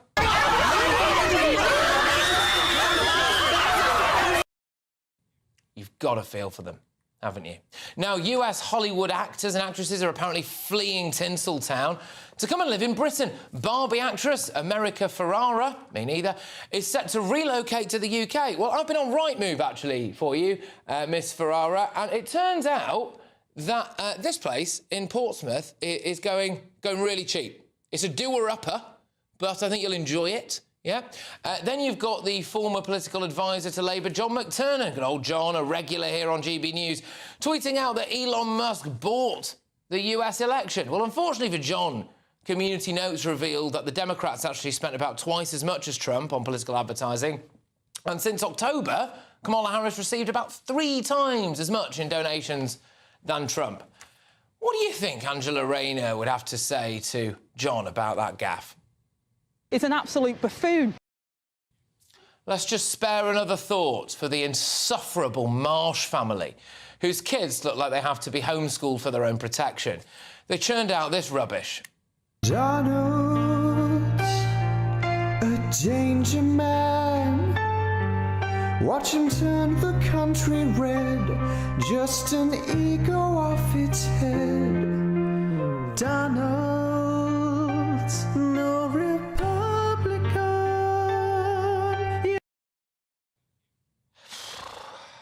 Shall we just ask Angela Rayner what she thinks of the parents in that clip? They're both idiots and we deserve better than... OK.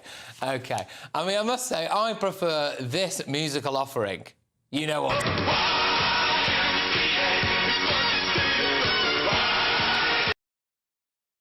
All right, there we go. Let's get the thoughts of my panel. This evening, it's Telegraph columnist and parliamentary sketch writer Madeline Grant. We have the Tory peer, Lord Bailey, and ex-Labour Party advisor Matthew Larzer.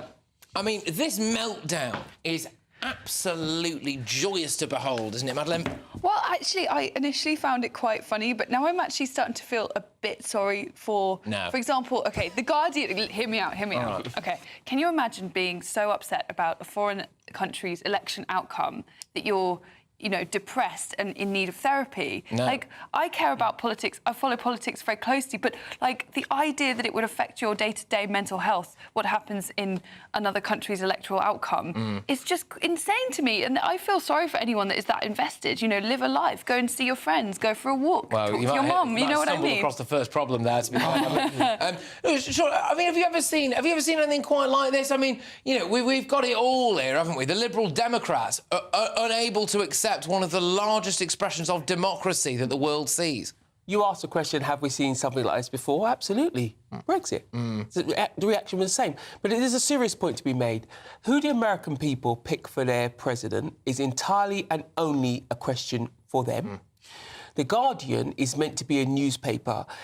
Their response to this means you can absolutely forget any notion of balance in their reporting. So they've now become a political fanzine, not a newspaper, which is a shame, because some of their analysis would be useful. That's the third piece.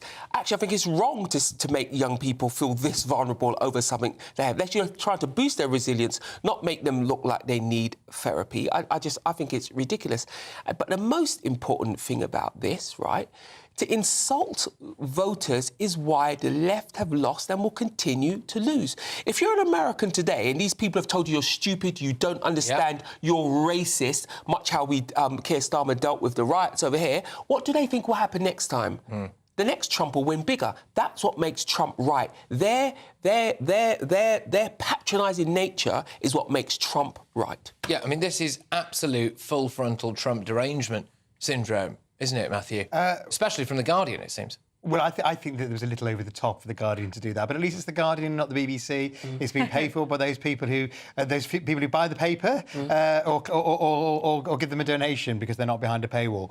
Look, I actually felt yesterday absolutely, gutted. I think it's very bad, not just for America. I think it's bad for Britain, and I think it's bad for the world. I'm particularly worried about what's going to happen in Ukraine. So, I kind of had that feeling. But you're absolutely right that it's not for anybody to tell another country what they should or shouldn't have done. That's why I think the responses which which say, you know, I'm worried, I'm concerned, I'm worried about what's going to happen on a particular issue, be it Ukraine, be it tariffs, are going to impact on British jobs. That's one thing. I think to sort of go into a complete meltdown, you know, and basically tell the American people they're wrong is another. You can't criticise the electorate.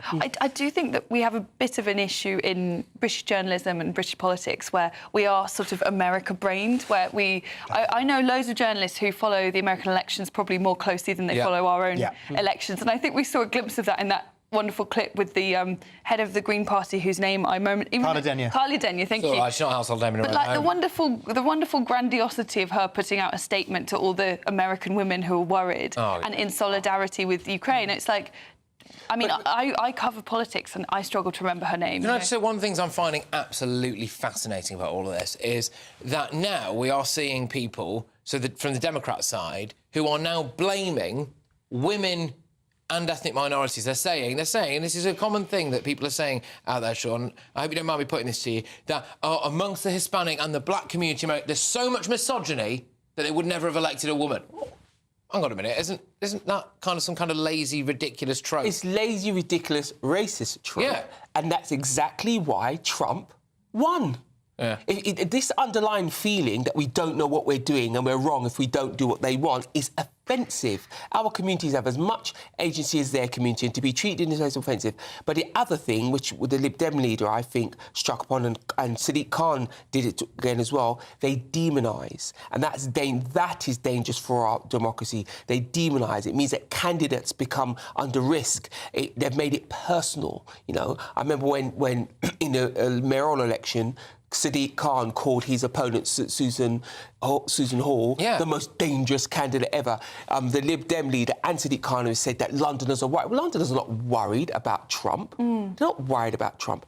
And the technical point that needs to be made as well, yes, Trump has not been the most careful-tongued politician in the world, but actually most of his policies were quite benign, were quite centrist, were quite soft. They definitely weren't in the extreme that they could have been, and certainly not how they're spoken about. What do you reckon about John Lennon there, Matthew, who was talking about... Sorry, Lewis Goodall, who was talking about how, he's above the law now. Oh, this is it, he can do whatever he wants. He's above the law. I mean, sorry, it's just... Well, I think it's... I mean, I think Maddie's hit the nail absolutely on the head. When I was at the BBC, and I got carried away, I used to try and, you know, get every trip to go and manage to go and cover the primaries. And then one of the deputy editors said, hang on, there are millions of British people of Indian heritage. Why don't we do the Indian election, which has a lot more voters and is the world's biggest election? So why don't we go and spend more time on that? Yesterday, the German coalition collapsed, which is going to have much more direct impact in many ways on Britain. So I think there's a bit of an America obsessive, because who doesn't like to stand looking over the White House in a pair of shades looking at John Lennon? I think Rory Stewart's made a fool of himself, which frankly left and right can agree on. It's quite entertaining. Florence of Belgravia has mugged himself off big time. I'm surprised that he wasn't in the clips that you showed. I thought he'd be... Did you do him yesterday? Yes. I did him yesterday, and then I thought he probably got more money than me, so, you know, I didn't want to get that legal letter. But, no, I stand by it. I mean, to be honest, it's ridiculous. Again, I said it before, I'll say it again. A lot of these people don't like other people. They don't... What he likes, like Lewis Goodall and co, is sitting next to Emily Maitlis and John Sopel, overlooking the White House or wherever they were, you know, with the sun beating down and those lovely John Lennon-style shades on. I don't particularly think he likes going out and about to northern working-class towns and speaking to people on the ground, unless he's there to go and make them look stupid. And then I think that's part of the battle for them, I think, really. But, you know, look, where do we go from here, really? Because I think that a lot of the left-wing... I mean, the mask has slipped. If there ever was a mask, Sean, the mask has completely gone now. Trump derangement syndrome is rife now amongst both lovely celebrities and, indeed, the media in this country. I think there's some important things. The left in America, and I would argue here, have a blind spot around working-class communities, around ethnic communities. What's interesting about Trump's win, black men, black women, Mexicans, women voted for Trump. And there's an assumption on the left that they own that vote, and that's a problem. They don't own the vote. That's a problem. But politics aside, the left have to learn how to listen. The reason I made a comment about The Guardian, sometimes that left perspective on a thing is an important perspective, but it's only important if you don't demonise the other side. And we should remember that the person who went most deranged after the last election was, of course, the next president himself, with his Although what completely is unfounded interesting, lies Matthew, is about where about have the those election. 15 million votes gone? Remarkable, isn't it, when you look at that voting data? It appears as though 15 million people. But it's a lot of people to just stay at home, that. But not at all. They've just fought a plague on both of your houses. That's why I make the point about demonisation. Demonisation makes politics dangerous. It brings us closer to violence, and it means people just check And out. they're repeating the mistakes. The danger is that the people on the left here repeat the mistakes that the American left have done. Just on that, so we're about to show you a clip a little bit later on of Keir Starmer being basically swerved by all and sundry, like they didn't know who he was and they thought he was there to fix the cattle or something when he turned up at this. I'm sure it's event. harsh. Well, it weren't there for him, were they? It was there for everyone else. But he has now got his entire premiership with a Trump administration, basically, from now on. That's going to be tricky for him. I mean, we've just managed to find another Angela Rayner clip there. Absolute buffoon! No, I think that Lammy may have a difficult time of it. He's in for the next 5 years. Was Starmer right to say that Lammy is going to be his foreign secretary for the next 5 years? Well, I'm not sure whether that will actually turn out to be the case. But that's a lie, then, isn't it? Well, I mean, Well, it's it could be at the moment. Events change as things stand at the moment. I think he's ill-advised to give a commitment to any cabinet minister for 5 years because you don't know what's going to happen. Whether they're going to be proved good in the job, whether they're going to have personal issues or whatever. OK, all right. Well, there we go. Look, there was a lot to go at that. We will be seeing you again for the front pages, so I look forward to that. I will be, like I said, showing you an interesting clip, I think, of potentially the way that the world views our Prime Minister shortly. But before all of that, how would you like to win your entire Christmas? Well, we're giving you the chance to do just that with the latest Great British giveaway. Here's all the details you need. We could be delivering the perfect Christmas to you this year.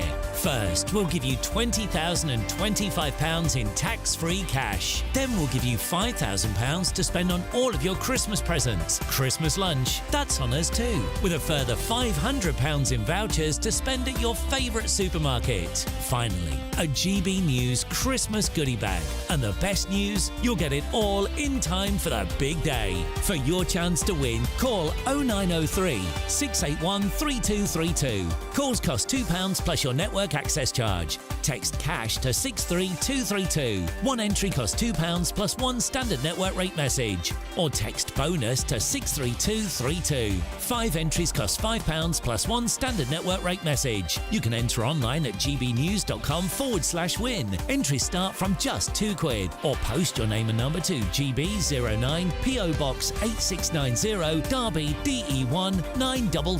UK only. Entrance must be 18 or over. Lines close at 6 p.m. on the 22nd of November. Please check the closing time if listening or watching on demand. Good luck. Good luck. Coming up, I'll have all of tomorrow's newspaper front pages with my panel. Oh, and can you tell me what's wrong with this?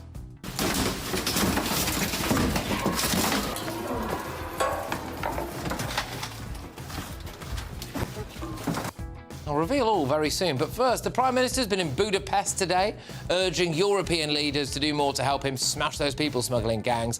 But with more than 30,000 illegal migrants arriving on our shores by small boat already this year, will it really be enough to end Britain's migrant crisis? Chairman of Migration Watch UK, Al Mehmet, joins me. And, yeah, stay tuned for that Starmer clip as well. It's good fun.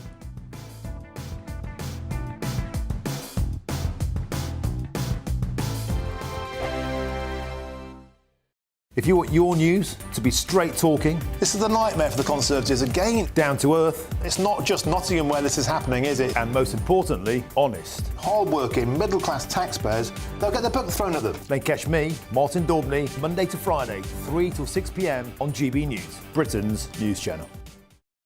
Good Afternoon Britain isn't just about us. The wonderful thing about this programme is it's about everyone watching. It's an interactive programme. Well, there absolutely is something to see here, and we're going to be talking about it more. Whether it's breaking royal news, Will, please bring us up to date. Or indeed a particularly punchy speech in the House of Commons. Very, very curious. We bring it to you live, and then we bring you live reaction as well. That's Good Afternoon Britain, weekdays from midday. Only on GB News, the People's Channel, Britain's news channel. Every Saturday, 10 till 12, we'll bring you all of the news that you need to know. We'll also remind you that there is so much to smile about. It's my favourite time of the week. I get to relax, enjoy some light-hearted stories, and let Ellie teach me about fashion too. That's Saturday Morning Live, every Saturday, 10 till 12. Only on GB News, Britain's news channel. GB News Breakfast, every day from 6 a.m. The former royal correspondent for the Sun newspaper, Charles Ray. Good to see you this morning, Charles, and so good to see Catherine back to work with a hug. It is. It's fantastic. I mean, there are a few royal jobs that touch at the heartstrings, and this is certainly one of those. And I think it's the first time we've actually seen Catherine back in a royal duty since she herself confirmed that she'd finished chemotherapy. Done so much, haven't they, the Princess of Wales and the King, to raise awareness for these cancers. Here we have both the King and Catherine having, explained to the nation and the rest of the world that they were battling or are still battling cancer, just like everyone else. How sincere is all of this? I mean, it looks like she's a wonderful, kind, caring woman, but I don't know. I've never met her. Well, she is a wonderful, kind, caring woman. That is without a shadow of a doubt. And William heard about this young lady on a visit to the air ambulance, and they invited her because she's a photographer, so she wanted to take. She has a bucket list and wanted to take pictures of an investiture. I mean, make no mistake, people like Catherine are just absolutely wonderful in what they do and how they do it. I mean, and Catherine is the superstar of the royal family. Of that, there is no doubt. It's the cockles of my heart, Charles. It really does. It's really good to see you. Thanks very much. All the Thanks, best. Charles. Thanks. And Liz, who is this 16-year-old amateur photographer who was hugged by Princess of Wales yesterday, has said it was a dream come true. I bet it was. GB News, the People's Channel. Nightmare commute? Kick it up a gear with GB News Radio. You can listen online and on DAB+ and on the GB News app. We're also on TuneIn and the Radio Player apps. From the school run to rush hour, get revved up with GB News Radio. We are the People's Channel, Britain's news channel.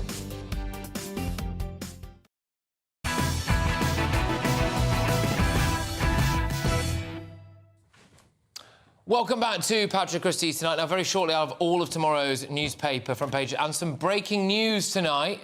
Prince William has spoken out about the hardest year of his life, apparently, in one of his most emotional interviews ever. I'll bring that to you very shortly. But first, Keir Starmer was in Budapest today, piling pressure on European leaders to go further and faster in their attempts to tackle people smuggling gangs. But the trip got off to a pretty bumpy start after Starmer was seemingly snubbed by the Hungarian Prime Minister Viktor Orban. Thank you so much.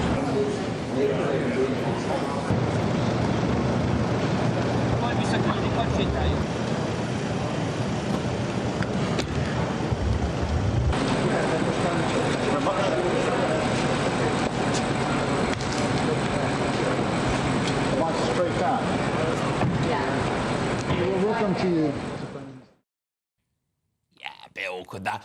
The Prime Minister is expected to sign a deal with Serbia, North Macedonia and Kosovo to increase intelligence sharing and bust more gangs. But we've had more than 31,000 people cross the Channel in small boats this year, and it has raised the question whether or not that's going to be enough. Chairman of the think tank Migration Watch UK, Al Mehmet, joins me now. Al, what do you make of this deal with the Kosovans and co? Well, like everything else that we've heard so far since the 4th of July, it stands absolutely no chance of making any difference at all. In fact, Patrick, I swear that Sir Keir Starmer stands more chance of walking across the Channel in bare feet than anything that they've announced so far stands a chance of stopping the boats. They'll just keep coming. Right. They don't seem to understand what drives this. And this deal that we're supposed to be signing, this agreement that we're supposed to be signing with North Macedonia, Serbia and Kosovo, we're probably doing that already, frankly. And what are we going to do? I gather that we're going to exchange intelligence. Then what? We're going to map where they're coming in from. We know all that. Right, well, this is it. I suppose that Keir Starmer would say, well, they've identified that this is maybe where the nerve centres of a lot of these human trafficking gangs are, and that if they can crush them there, then that will mean that there's no way that the people are going to be able to make it to the channel. That's a nonsense, frankly, because at the moment, the people are streaming in through the Balkan route, about 100,000. They're going to stop that? I doubt it very much. Not only won't they stop it, but once they enter the European Union, which is their ultimate aim, then what? There's no one going to do anything to stop them from making their way to Calais or wherever, the northern shores of France. They're going to simply keep coming. You know why? Because if they get here, once they get on the water, they're here to stay. Yeah. And that's the problem. Is that not the fatal flaw in this, which is that, you know, look, people can say, well, we're gonna go after drug dealers. Well, OK, but as long as there's a market for people to use drugs and everything, then it carries on, doesn't it? And, you know, it's a bit like going after the human trafficking gangs. Well, OK, well, there are millions of people who still want to be trafficked, as it were, don't they, to Britain, and when they get here, there's no deterrent. There's no deterrent at all, and the only deterrent that might have worked and I think would have had an effect was the Rwanda arrangement, and the first thing they did was ditch that. To me, this suggests that they have absolutely no idea about immigration, how it works, what drives young people in particular, young men, to make their way to Britain.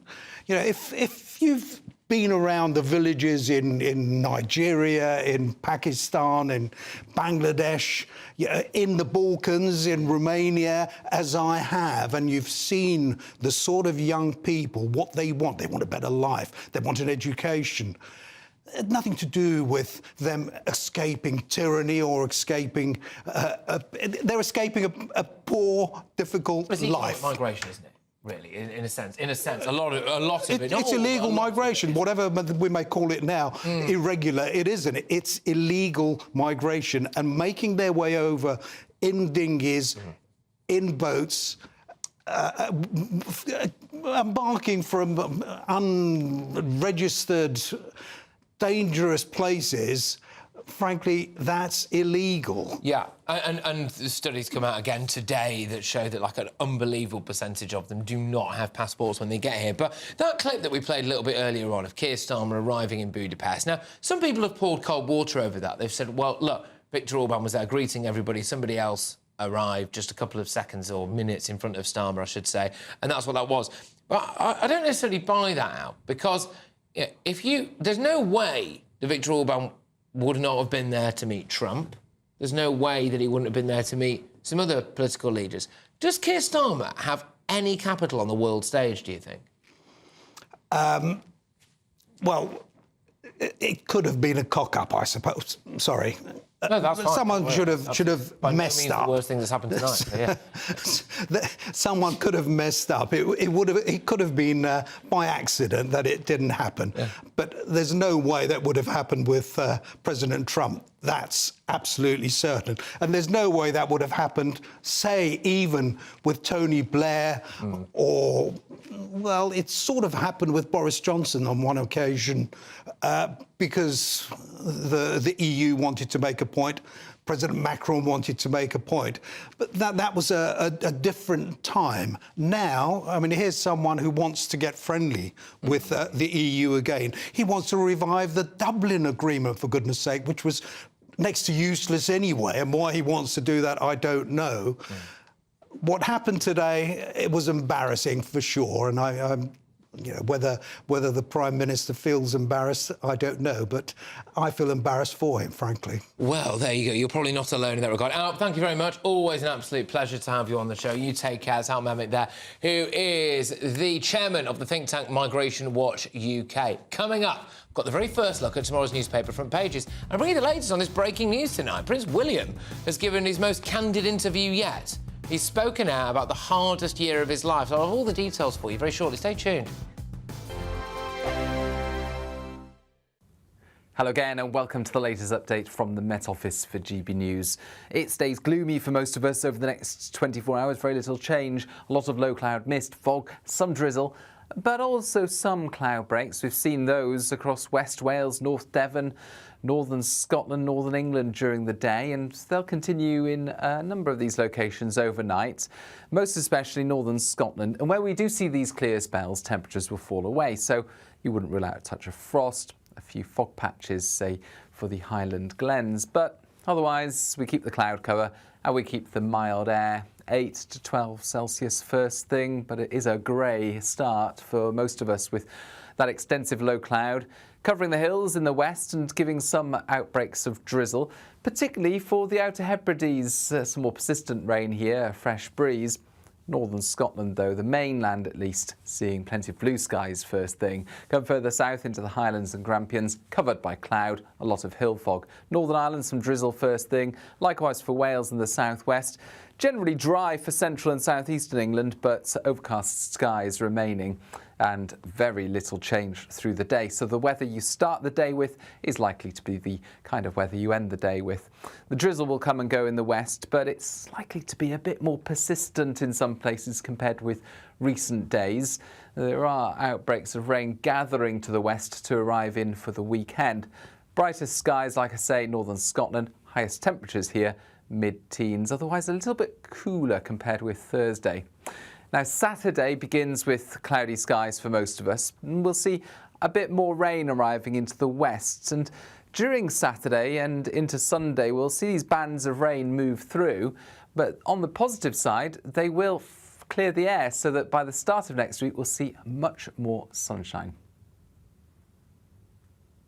Weekdays on GB News. Wake up to breakfast every day from 6 a.m. Followed by Britain's newsroom at 9:30. At noon, it's Good Afternoon Britain. Followed by Martin Daubney from 3 p.m. Only on GB News, the People's Channel, Britain's news channel.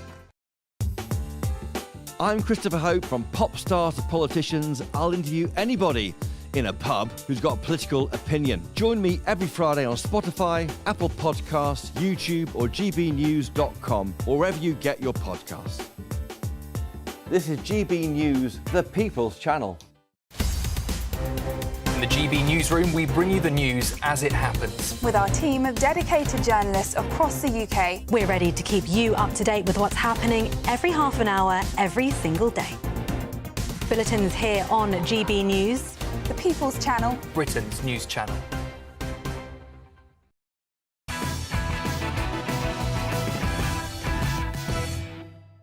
Welcome back to Patrick Christys Tonight. The first look at tomorrow's newspaper front pages for you, and then we're going to dive into that, breaking story, really, about Prince William. So let's start with the Metro.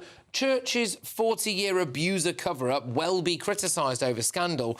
So the Church of England covered up sex abuse for at least 130 children and young men by a barrister at a Christian summer camp for decades. This is according to a report, and supposedly Welby is being criticised over this for not doing enough to expose it, I suppose. The Eye, Trump could threaten to hold back intelligence from the UK, security sources warn. Yeah, all right. I don't quite understand why, but anyway. The Daily Telegraph, Reeves is driving up prices, warns the bank. And there's a picture of Nigel Farage with Baron Trump there, who's not as massive as Gary Barlow's son, but he is up there. Let's go to The Guardian. Biden pledges peaceful transition as Putin congratulates Trump. Yeah, I mean, other world leaders did as well, but, you know, obviously it's The Guardian, so we've got to highlight the fact that Putin has done. They're all in therapy, so yeah, exactly. The Times, Trump eyes quick start with tariffs and tax cuts. Advisors are drawing up his plans for the first 100 days. And we go to the Daily Express. This is an emotional Prince William on his family's cancer battle. It's been the hardest year of my life. I'm going to round us off with the Mail, and then this is the one that we're going to delve into. So they've got Emotional Prince speaks candidly about the hardest year in my life after wife and father's cancer battles. The headline is, William, it's been brutal for us all. I'll go into a bit of detail on this. So he's opened up now about that kind of annus horribilis, and it's a remarkably candid and at times emotional interview. at the end of his official visit to South Africa. The Prince has also said how hugely proud he is of Catherine and the King for handling their health battles with such dignity and bravery. He added that the Princess of Wales was now doing well. He says that, honestly, it's been dreadful. It's probably been the hardest year in my life. So trying to get through everything else and keep everything on track has been really, really difficult. But I'm so proud of my wife, he says. It's just been an awful experience. So there we go. I mean, he just basically goes on to say, you know, how tough it's been, really. Maddie, I mean, this is, it's quite candid, really, I suppose, from Prince William, who up until this moment has really been quite private about both his father and his wife's cancer struggles. Yeah, absolutely. And there is always, especially with the King, there is an element of, you know, he has a constitutional role as well as being a sick person. So the kind of the body of the monarch has a special significance. So they don't tell you the full details, but certainly they tell us more than they might have done in the past when you could really keep everything under wraps through a media that wouldn't report unless it was told to. Obviously that has changed, so there is now greater transparency about what's actually going on. But I think it's one of the virtues of monarchy, actually, that essentially it forms part of our constitution, but there's also something readily, like, sort of empathisable in the monarchy. It is at once a monarchy and also a family. And other countries that don't have a monarchy, well, they will experience their constitution in other ways, not through the kind of humanising lens of the family itself. Yeah, indeed. I think it will be very relatable because, you know, rich or poor, cancer is something that, you know, almost every family in Britain will have some experience of. Oh, yeah, 100%. I mean, I think the added context is to say it's probably been the hardest year in my life. Bear in mind, I mean, the elephant in the room here, I suppose, is the fact that his mum died at one point in his life. I imagine that was a horrible year. He had, both Prince Philip and the late Queen passing away very recently, but this has been the hardest year of his life. It's a big admission. I think what it is, why this is really makes interesting reading is that it's very relatable, and there'll be lots of families up and down the country who know what it's like to experience cancer, to have to live through it, you know, to have their mother or their son and their daughter suffering, and how does the family deal with that? And of course, the difference now for him is he is the father in his family, and he's having to hold up his wife, to have young children, so it must be quite a pressure cooker of an environment. And on top of that, he has all of us. Yeah. We're all looking in. We all want to know what's going on. We have people speculating wildly about what's going on. And to be private but public, be strong but be connectable all at the same time is a tricky line to walk. And just to hear this, I think, will make a lot of people step back and remember they're a young family. I mean, he's done remarkably well, actually, when you think about it. Still doing public appearances, still doing everything, keeping up that sense of duty, despite all of this. Yeah, absolutely. I mean, you know, whatever your views on the monarchy as an institution, I think you've got to respect him, respect him, his wife, the Queen and the King for what they've been through over the past year. And as you say, it's absolutely relatable for families up and down the land. So, and it's their speaking out, I think, which is, as Mandy says, is in contrast to historical precedent. I think means an awful lot to people who are facing their own issues with cancer. Exactly. Let's whiz ourselves onto something completely different now. So the pro-Palestine mob were out in force again earlier this week. Now, this time it was at Manchester University. So they've been causing a stir with some statues. So let's have a little look at this.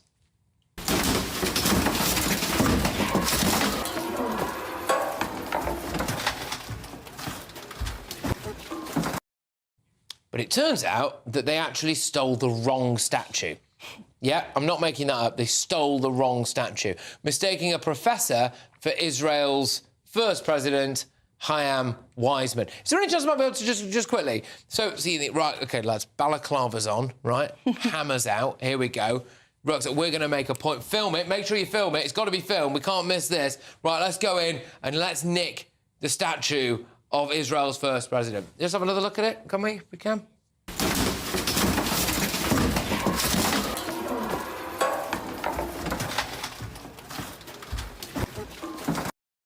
Wrong statue. Idiots. Well, I think they stole two statues, as you can see. One of them was Chaim Weizmann, but the other one was like some random professor from the 19th century. And on the one hand, like, it is funny. The ignorance is also quite frightening, and it's a bit like when you ask people on the protests that we've got used to in London every week, like how many of them know which river and which sea they're singing about in the chant? It's funny because they're so incompetent, but it's also kind of terrifying that they would think it worth stealing a statue and only to behead the statue. And you think, well, if you would behead a statue, what else might you do with people? You know, it's quite a scary time. I agree. I hope this wasn't to students, because the student body, the student politic, I think is being led around by the nose, and they are making different behaviours more acceptable. It's very fine for, OK, I support Palestine, so they can smash up, we're going to do this. But what happens when people take that tactic to other places?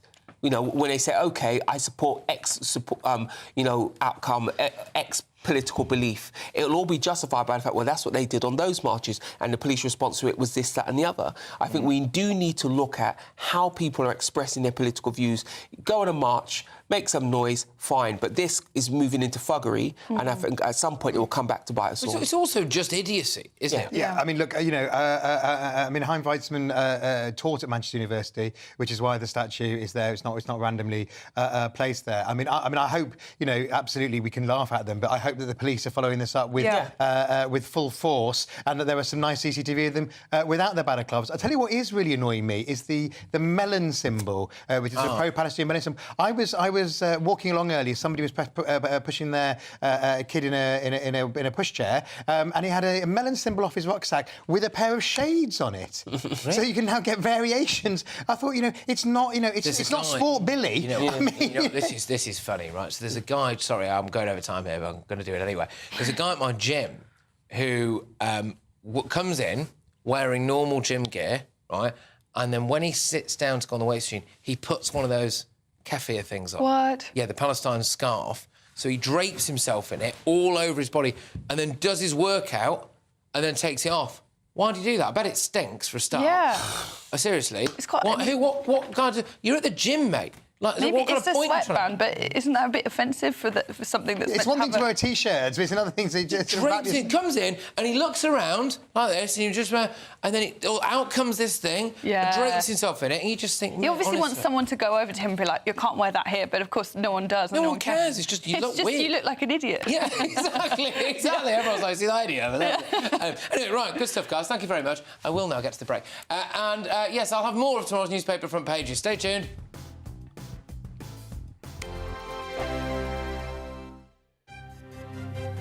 GB News Breakfast, every day from 6 a.m.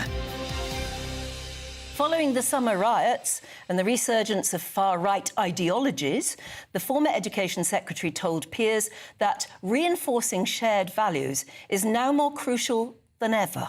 So we're asking this morning, should we teach British values or would it be a step backward? Or how do you even start?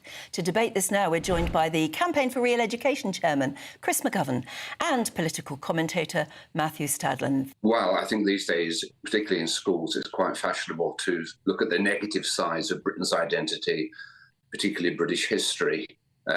Personally, I think I'm very proud of being British, and I think we need to be proud of our country like most other countries around the world are. As Chris says, Matthew, lots of other countries do it. Heck, you only have to look at the United States, don't you, to see how sort of patriotic they are. Is there anything wrong in trying to instil a bit of that amongst our youth?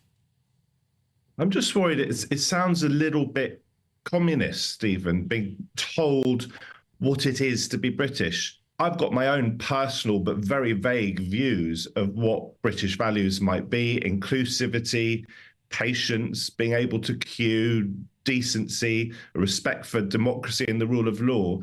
But I mean, very many people will have different sets of values. Some people are racist. So are British values racist? You talked about the far right. I think we all know what the far right is. It's sort of violent, xenophobic racism.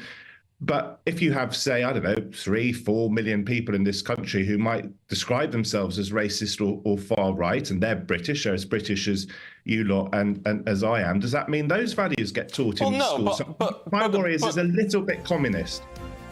GB News, the People's Channel.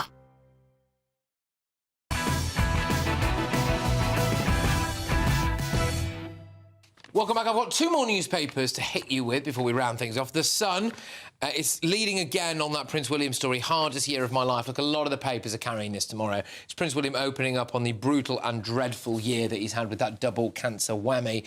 The Mirror again, it's been brutal. I'm so proud of my wife and my father, but it has been the hardest year of my life. They've also got a story at the top there, which is Liam Payne, the former One Direction star who sadly died recently. 3 are charged over his death. There we go. So I imagine there's going to be more detail released about that in the coming day or so. Right now, cast your mind back to this year's Olympic Games, yeah? The first Games, in fact, to include breakdancing, wasn't it? We all remember Australian breakdancer Ray Gunn, who went viral for her moves. Well, I regret to inform you that she's announced her retirement following the backlash that she faced. It was really sad how much hate that it did evoke. And a lot of the responses, though, is also just due to people not being very familiar with breaking and the diversity of approaches in breaking. And it was so fantastic that the next day the judging chair, MG, came out and explained that, you know, in the breaking community, what I did actually wasn't very shocking. There we go. Yeah, so what that was, right, was that we weren't familiar with breakdancing. That's what that was. So it might have looked awful, it might have looked borderline offensive, actually, but no, it's just that we weren't familiar with it, and now she's retired. This is why Ray Gunn was one of the funniest things to happen all year. It wasn't just that the dance moves were, like, funny in and of themselves, and I've watched it, like, 1,000 times, the video, and every time my favourite dance move changes, like 1 week it's the kangaroo jump, the windmill. But the reason it's so funny, I think, is not only was it bad, but she took it incredibly seriously and herself incredibly seriously. And when she was actually an academic who'd written like a PhD on breakdancing. So when she was asked about these transparently ridiculous moves, she would give these very kind of scholarly, like theoretical answers, which I thought made it even funnier. I mean, it was. Well, hasn't life changed? Remember Eddie the Eagle Edwards? Yeah. When he was rubbish, he became a national hero here for... but now cancel culture is like, I've had a lot of hate. You see, he did also become a painter decorator. But you got a movie made about it. There was a whole movie. Yeah, but the difference of Eddie the Eagle and Ray Gunn, Eddie the Eagle tried to make us feel good. Exactly. Ray Gunn tried to make us feel bad. Well, I'm half Aussie, so I'm feeling it for her. She missed the point. The whole point about breakdancing is to look good, and it did not look good. Why is breakdancing Olympic sport remains the question. I'll tell you why. If breakdancing is done well, it's actually quite athletic. Give us some moves, Sean. I'm way too old. I'll end up hurting myself. Well, on that note, I think I've got time now to reveal today's greatest Britain and Union jackass. I do, good. So, who's your greatest Briton? OK, this is going to be controversial. And also, according to the rules, controversial, because the person I've picked is not, in fact, a Briton. However, he has a lot of English ancestry that he does not like to talk about. I am speaking of President Joe Biden, because I thought that the speech that he gave today, in which he conceded the election and congratulated Donald Trump, was magnanimous, it was gracious, it was a call for unity. And I thought, as speeches go, it had many fantastic lines in it. You know, it was saying you have to love your neighbour even when you don't agree, and this sort of thing. I really think it's what America needed. I'm obviously not the biggest fan of the Democrats in general, but I really thought credit where credit is due. Good for him. And it was a real departure from Trump's reaction in 2020. Gone out with a bang, has Joe. My greatest Briton is a great British farmer. After Labour's completely anti-farming budget, we need to stand up, support our farmers, write to your MP, write to your local paper, buy British. We've got to help farming keep going, because it's one of our ground zero industries. We must have good farming. You're going for great British farmers. Go on, then. Mine is the man who gave us a little joy in this week for the Guardian readers, especially of sorrow, which is Gary Barlow's, quote, massive son, who has saved us from Trump misery, according to The Independent. Gary Barlow's son... He is massive. Yeah, Gary Barlow's son is absolutely massive, and the internet he's called Daniel. The internet has gone completely mad. There are memes a million about him. We've got a couple He's of giving us a bit of a laugh. That's Gary Barlow's massive son giving a polo mint to a horse. that. What's that? Wait, hold it there. Hold it. Gary Barlow's bits of What's that? Gary Barlow standing next to his son eating a croissant. That's amazing. Hang on, what else is this? No, well, I can't read that. Early photo of Gary Barlow teaching his son to tie his own shoelaces. But there's breaking news tonight, which is that Rylan has claimed he is taller than Daniel Barlow.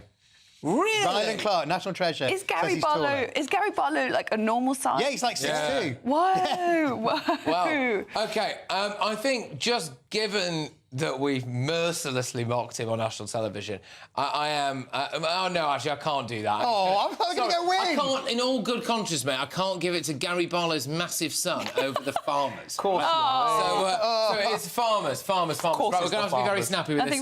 Sorry. OK, I've gone for Lincolnshire Police, who have told... they've told... It's absolutely so shocking. They've told the owners of petrol stations that they should not attempt to chase any kind of petrol theft.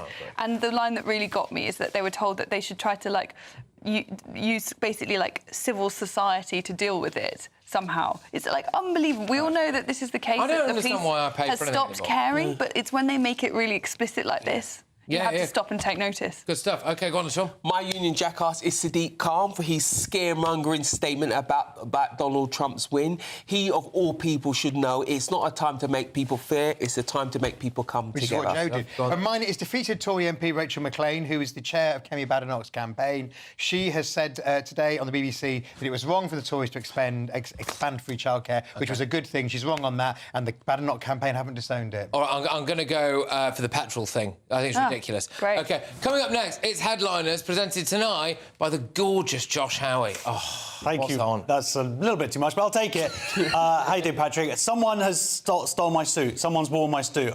Someone in the morning show has stolen my suit, so I'm very happy. We're going to be talking about that. We've got all the latest newspapers. We've got Leo Curse. We've got Kerry Marks. It's going to be a fantastic show. See you in a second. All right, is that just not your suit, then? This is my suit. Whatever. Right, OK, right, I'll see you guys. Look, thank you. Keep it Headliners at GB News. I'll see you tomorrow.